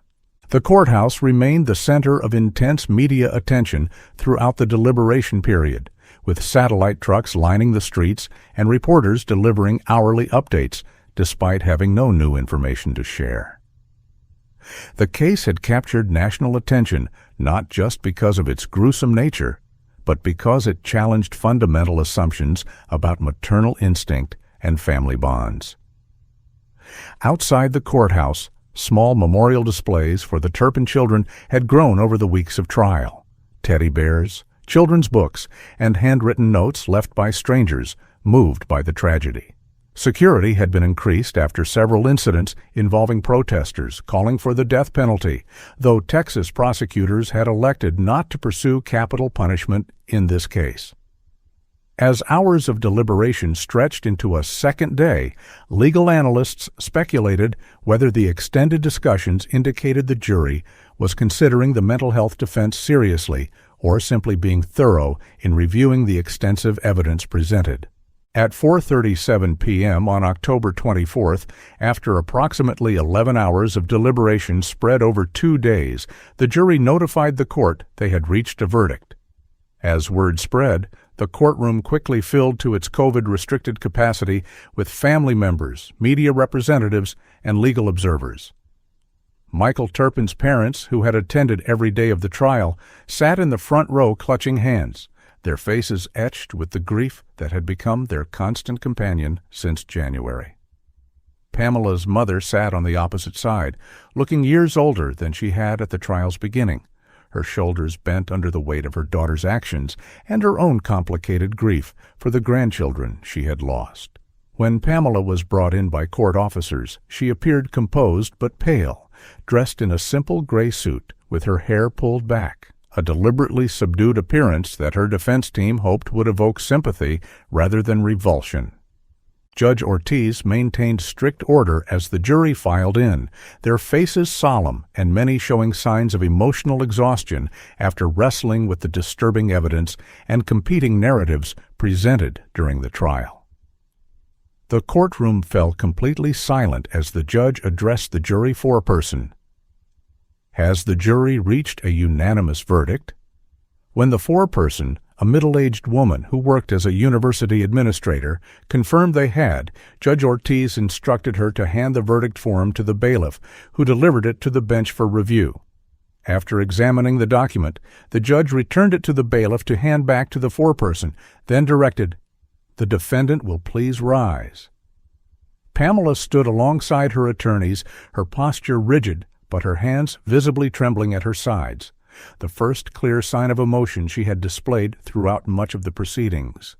In the matter of the state of Texas versus Pamela Turpin, on the count of murder in the first degree of Michael Turpin, how do you find? Judge Ortiz asked. The foreperson's voice was clear and unwavering. We find the defendant guilty. A small gasp escaped from Pamela's mother, but Pamela herself remained perfectly still, her expression frozen. The judge continued, On the count of murder in the first degree of Olivia Turpin, how do you find? Again the response, We find the defendant guilty. As the judge proceeded through the remaining counts for Noah and Lucas Turpin, receiving the same guilty verdict for each, Michael's mother began to sob quietly, while his father wrapped an arm around her shoulders, his own tears falling freely. Throughout the reading of all 4 guilty verdicts, Pamela maintained her composed facade, though close observers noted her complexion had turned ashen and her breathing had become shallow and rapid. After the final verdict was read, Judge Ortiz thanked the jury for their service before addressing scheduling for the sentencing phase. At this point, Pamela suddenly swayed slightly, prompting her attorney to grasp her elbow to steady her. The judge immediately called for a brief recess, allowing Pamela to be seated and given water. When proceedings resumed 10 minutes later, Pamela appeared to have regained her composure, though the momentary crack in her facade had been noticed by many in the courtroom, including several jurors who continued to watch her closely.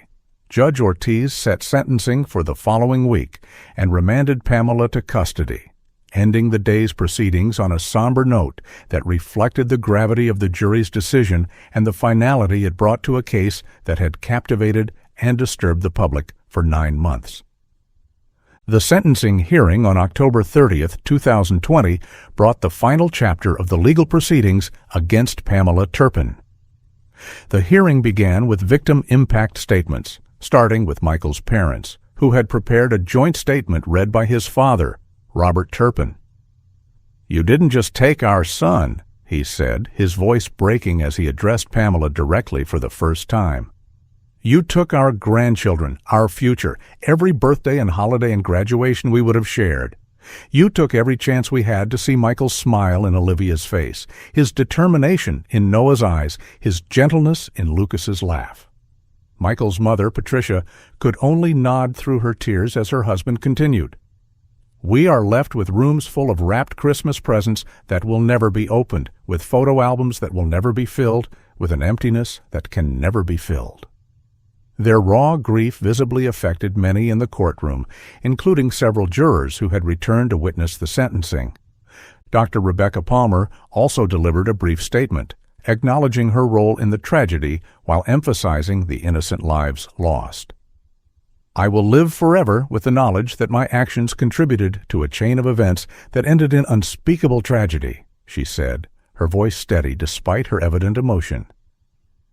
But while Michael and I made adult choices with consequences, Olivia, Noah, and Lucas were innocent in every way. They deserved their whole lives ahead of them. They deserved to grow up and fall in love and have their own children someday. They deserved everything that was taken from them. As Palmer returned to her seat, Pamela stared straight ahead, her face impassive, though her hands clenched tightly in her lap, the knuckles white with tension. Pamela's mother had declined to make a statement, her grief too complex and conflicted to articulate in the charged atmosphere of the courtroom. When given the opportunity to speak before sentencing, Pamela Turpin rose slowly to her feet, appearing smaller and more vulnerable than she had throughout the trial. For a moment she stood in silence, seeming to gather her thoughts, or perhaps her courage, before addressing the court in a voice that started barely audible but gained strength as she continued. I know that nothing I can say will bring back Michael, Olivia, Noah, or Lucas, she began, avoiding the gaze of her former in-laws. I know that no explanation I could offer would ever make sense of what happened or bring peace to those who loved them. She paused, taking a deep breath before continuing. I don't ask for forgiveness because I know I don't deserve it. I don't claim to understand my own actions because I don't. All I can say is that I failed as a wife, as a mother, and as a human being in the most fundamental way possible, and I will spend every remaining day of my life with the weight of that failure. This statement, neither a full admission of conscious guilt nor a reiteration of her dissociative defense, left many in the courtroom uncertain whether Pamela was finally accepting responsibility or continuing to distance herself psychologically from her actions. Assistant District Attorney Sophia Baker delivered the state's sentencing recommendation, requesting consecutive sentences for each murder count rather than concurrent terms. The defendant made 4 separate decisions to end 4 separate lives, Baker argued. Each victim, Michael, Olivia, Noah, and Lucas Turpin, deserves individual justice, not collective punishment that effectively discounts 3 of these precious lives. Baker reminded the court of the extensive premeditation evidence and Pamela's elaborate attempts to evade justice, arguing that these factors warranted the maximum possible sentence. This case represents the most profound betrayal of trust imaginable, a mother methodically taking the lives of her own children, Baker stated. The state requests that the punishment reflect both the magnitude of this betrayal and the need to ensure Pamela Turpin never again has the opportunity to harm others. Defense attorney Alan Zimmerman, recognizing the inevitable severity of the sentence given the jury's rejection of their mental health defense, focused his arguments on the possibility of rehabilitation and eventual parole. Despite the jury's verdict, we maintain that Pamela Turpin was suffering from severe mental illness at the time of these tragic events, Zimmerman stated. While this does not excuse her actions, it does provide context that should be considered in sentencing. He asked Judge Ortiz to consider concurrent rather than consecutive sentences, arguing that even a single life sentence would ensure Pamela remained incarcerated for decades while preserving the distant possibility of redemption and rehabilitation. Zimmerman concluded by noting Pamela's lack of prior criminal history and her previously exemplary life as a mother and professional, suggesting that the person who committed these acts was not the true Pamela Turpin, but a broken woman in the grip of psychological collapse. Judge Raymond Ortiz, who had presided over the trial with strict impartiality, removed his mask before delivering the sentence, ensuring his expression and words would be clearly perceived by everyone in the courtroom. Pamela Turpin, you have been found guilty by a jury of your peers of 4 counts of murder in the first degree, he began, his tone grave and deliberate. I have considered the evidence presented at trial, the jury's verdict, the impact statements, and the recommendations of both counsel. I have reflected deeply on the nature of these crimes and the appropriate response of the justice system. The judge paused, seeming to gather himself before continuing. In my 32 years on the bench, I have presided over many murder trials, many cases of domestic violence, many tragic failures of our human capacity for compassion and restraint. But I have never encountered a case that so thoroughly challenges our understanding of maternal instinct and basic humanity. Judge Ortiz then delivered his sentence, his voice gaining intensity as he spoke. For the murder of Michael Turpin, I sentence you to 65 years in the Texas Department of Criminal Justice. For the murder of Olivia Turpin, age 8, I sentence you to 75 years. For the murder of Noah Turpin, age 7, I sentence you to 75 years. For the murder of Lucas Turpin, age 5, I sentence you to 75 years. These sentences are to be served consecutively, not concurrently, for a total of 290 years. The courtroom remained utterly silent as the judge continued, his composure slipping for the first time during the trial. The law requires me to maintain judicial temperament, Mrs. Turpin, but I would be less than honest if I did not acknowledge that your crimes have tested the limits of that requirement. You betrayed the most fundamental trust in human society, the trust children place in their mother to protect them from harm. Then, in an unprecedented departure from judicial protocol that would be discussed in legal circles for years to come, Judge Ortiz leaned forward and stated with unmistakable emotion, "Go to hell, Mrs. Turpin. May you spend every day of your 290-year sentence reflecting on the lives you destroyed."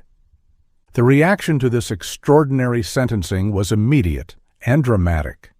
Several jurors nodded in visible approval of the judge's harsh words, while members of the gallery let out audible gasps. Pamela Turpin, who had maintained her composure throughout most of the proceedings, finally shattered, her face crumpling as the full weight of the judge's words and the finality of her sentence struck her.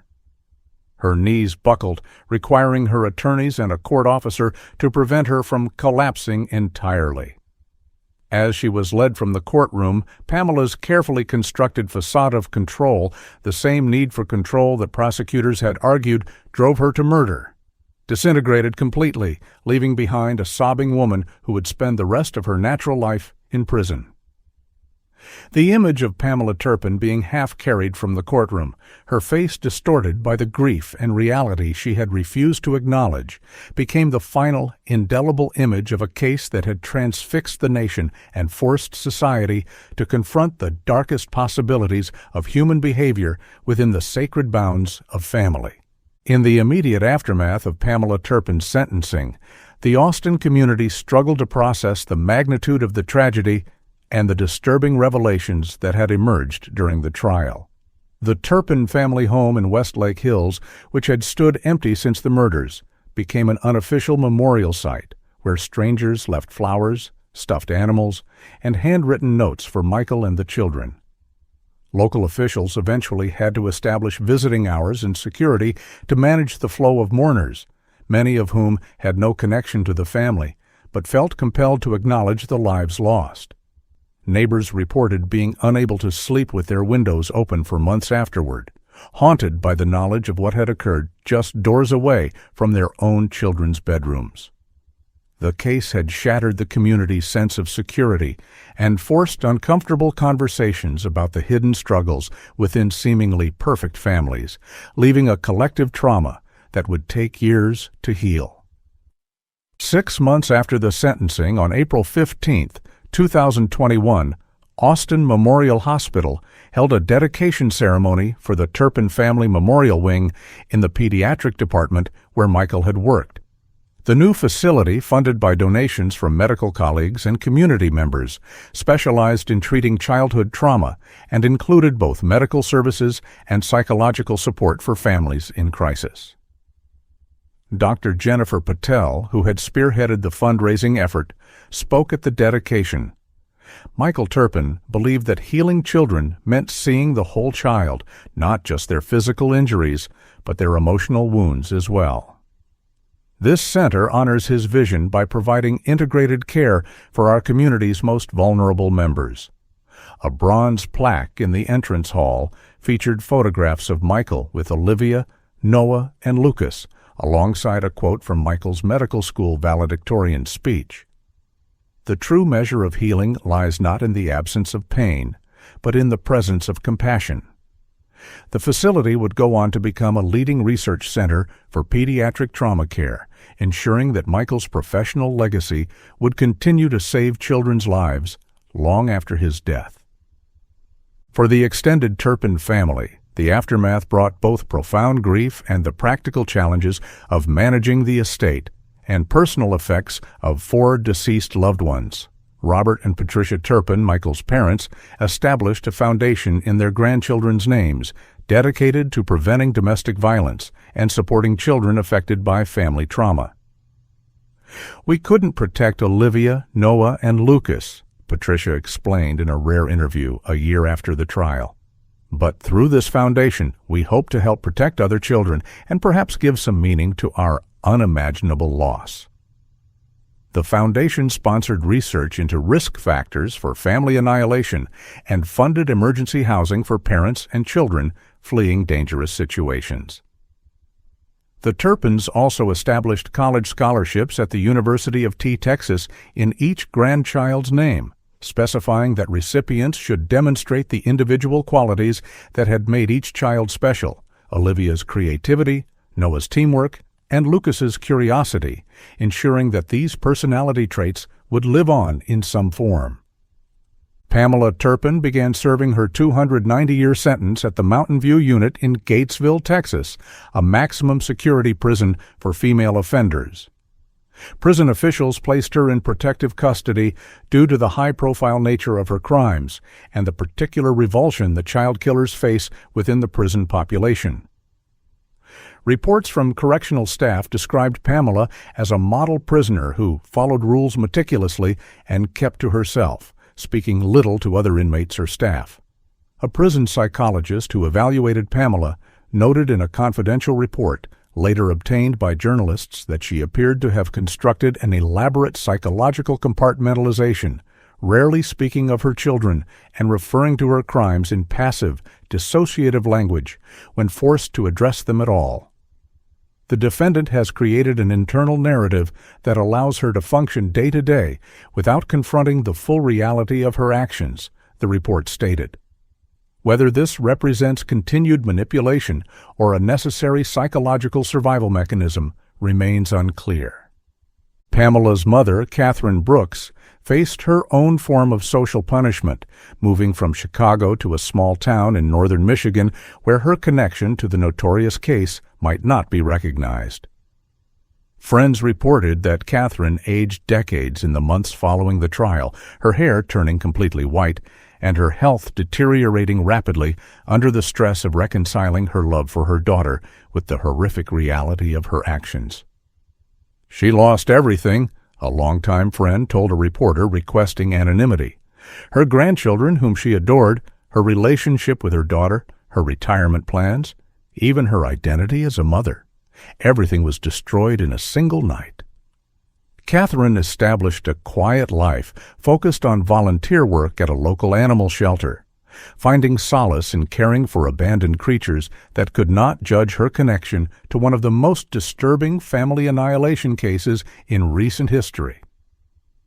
The legal profession found itself examining the Turpin case as both a procedural success and an ethical challenge. Judge Raymond Ortiz's unprecedented emotional outburst during sentencing "Go to hell, Mrs. Turpin," became a topic of heated debate in judicial circles and law schools across the country. Some legal scholars argued that the comment represented an understandable human response to crimes of exceptional depravity, while others maintained that it undermined the impartiality expected of the bench.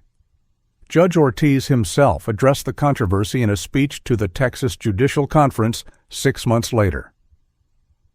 "I have reflected deeply on whether my words at the Turpin sentencing violated judicial canons of conduct. While I acknowledge they departed from standard practice, I do not apologize for expressing the moral revulsion that any human being must feel when confronted with the calculated murder of innocent children by the person most responsible for their protection. Some crimes test not just our legal frameworks, but our very capacity for comprehension." The Texas Commission on Judicial Conduct ultimately issued a mild rebuke, but took no formal action, noting the extraordinary circumstances of the case. Dr. Rebecca Palmer, whose relationship with Michael Turpin had been the catalyst for the tragedy, resigned from Austin Memorial Hospital shortly after the trial and relocated to Oregon, where she continued her medical career while maintaining a deliberately low profile. In a written statement released through her attorney, Palmer expressed profound regret for my role in a chain of events that ended in unspeakable tragedy, while emphasizing that no affair, no marital discord, no personal rejection ever justifies violence, especially against innocent children. Palmer established an anonymous donation to the Turpin Children's Foundation and, according to colleagues, dedicated herself to volunteer work with children in her new community, actions interpreted by some as atonement and by others as an attempt to rebuild her life while honoring Michael's memory. The ethical questions surrounding her involvement with a married colleague faded in comparison to Pamela's crimes, but Palmer's experience served as a sobering reminder of how personal choices can have unforeseen and devastating consequences beyond the immediate participants. The field of forensic psychology found in the Turpin case a compelling study of narcissistic personality pathology and its potential for catastrophic violence when combined with perceived rejection.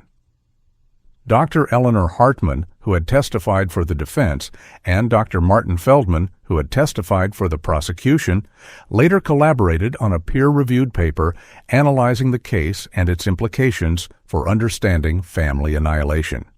While maintaining their disagreement about Pamela's specific mental state during the crimes, both experts identified key risk factors that might help identify potential family annihilators before they act, including rigid perfectionism, extreme concern with public image, possessive attitudes toward children, and catastrophic responses to perceived humiliation. The Turpin case demonstrates that our understanding of maternal instinct as a universal protective factor requires significant recalibration, they wrote. In certain personality structures, children may be viewed as extensions of self rather than as autonomous beings, making them vulnerable when the parent's self-concept faces existential threat. Media coverage and public fascination with the Turpin case continued long after the trial concluded, spawning multiple books, documentaries, and a controversial feature film that victim advocates criticized for sensationalizing the tragedy. True crime podcasts devoted multiple episodes to analyzing the case, with particular focus on Pamela's chilling digital footprint and the questions it raised about premeditation versus dissociation. Cultural commentators noted how the case challenged fundamental social narratives about motherhood and family, forcing uncomfortable recognition that the most sacred human bonds could be corrupted by psychological pathology. Dr. Amelia Rodriguez, a sociologist who studied public response to the case, observed, "The Turpin murders generated such intense public fascination precisely because they violated our most basic assumptions about the protective nature of maternal love. We can process the idea of strangers doing harm more easily than we can comprehend a mother methodically taking her children's lives." This case forces us to confront the unsettling reality that family relationships, which we consider safe harbors, can sometimes be the most dangerous waters of all. For the law enforcement and legal professionals who had worked the case, the Turpin murders left an indelible mark on their careers and psyches. Detective Nathan Anderson, whose methodical investigation had unraveled Pamela's deception beginning with the suspicious head wound, requested a transfer from homicide to financial crimes 6 months after the trial concluded. In a private conversation with ADA Sophia Baker, Anderson admitted that the case had fundamentally altered his worldview. "I've seen a lot of darkness in this job, but I always believed there were certain lines human beings wouldn't cross. The Turpin case took that belief away from me. I need some distance from that kind of evil." Baker herself received numerous offers from private law firms and political encouragement to run for district attorney, but chose instead to establish a specialized prosecution unit for crimes against children, implementing new protocols for recognizing family violence risk factors before they escalated to tragedy. At a conference on domestic violence prevention, Baker reflected, "The Turpin case taught us that the most dangerous predators don't always look like monsters. Sometimes they look like perfect mothers in perfect families in perfect neighborhoods, which makes them all the more difficult to identify before it's too late."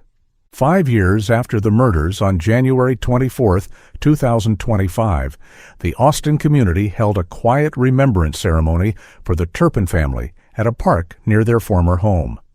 3 cherry trees had been planted in memory of Olivia, Noah, and Lucas, with a larger oak representing Michael standing protectively beside them.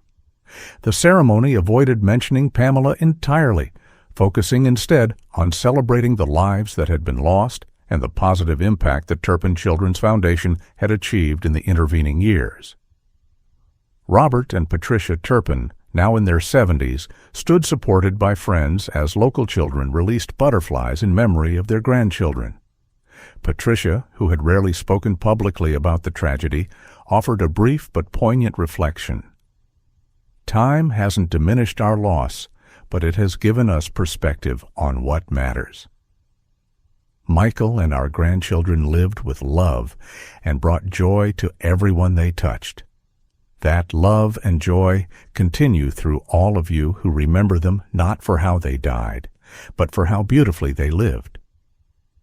As the ceremony concluded, attendees placed small stones painted with messages of remembrance around the trees, creating a permanent memorial to lives cut short by an incomprehensible act of violence that had forced a community, a legal system, and a society to confront the darkest possibilities within the human heart.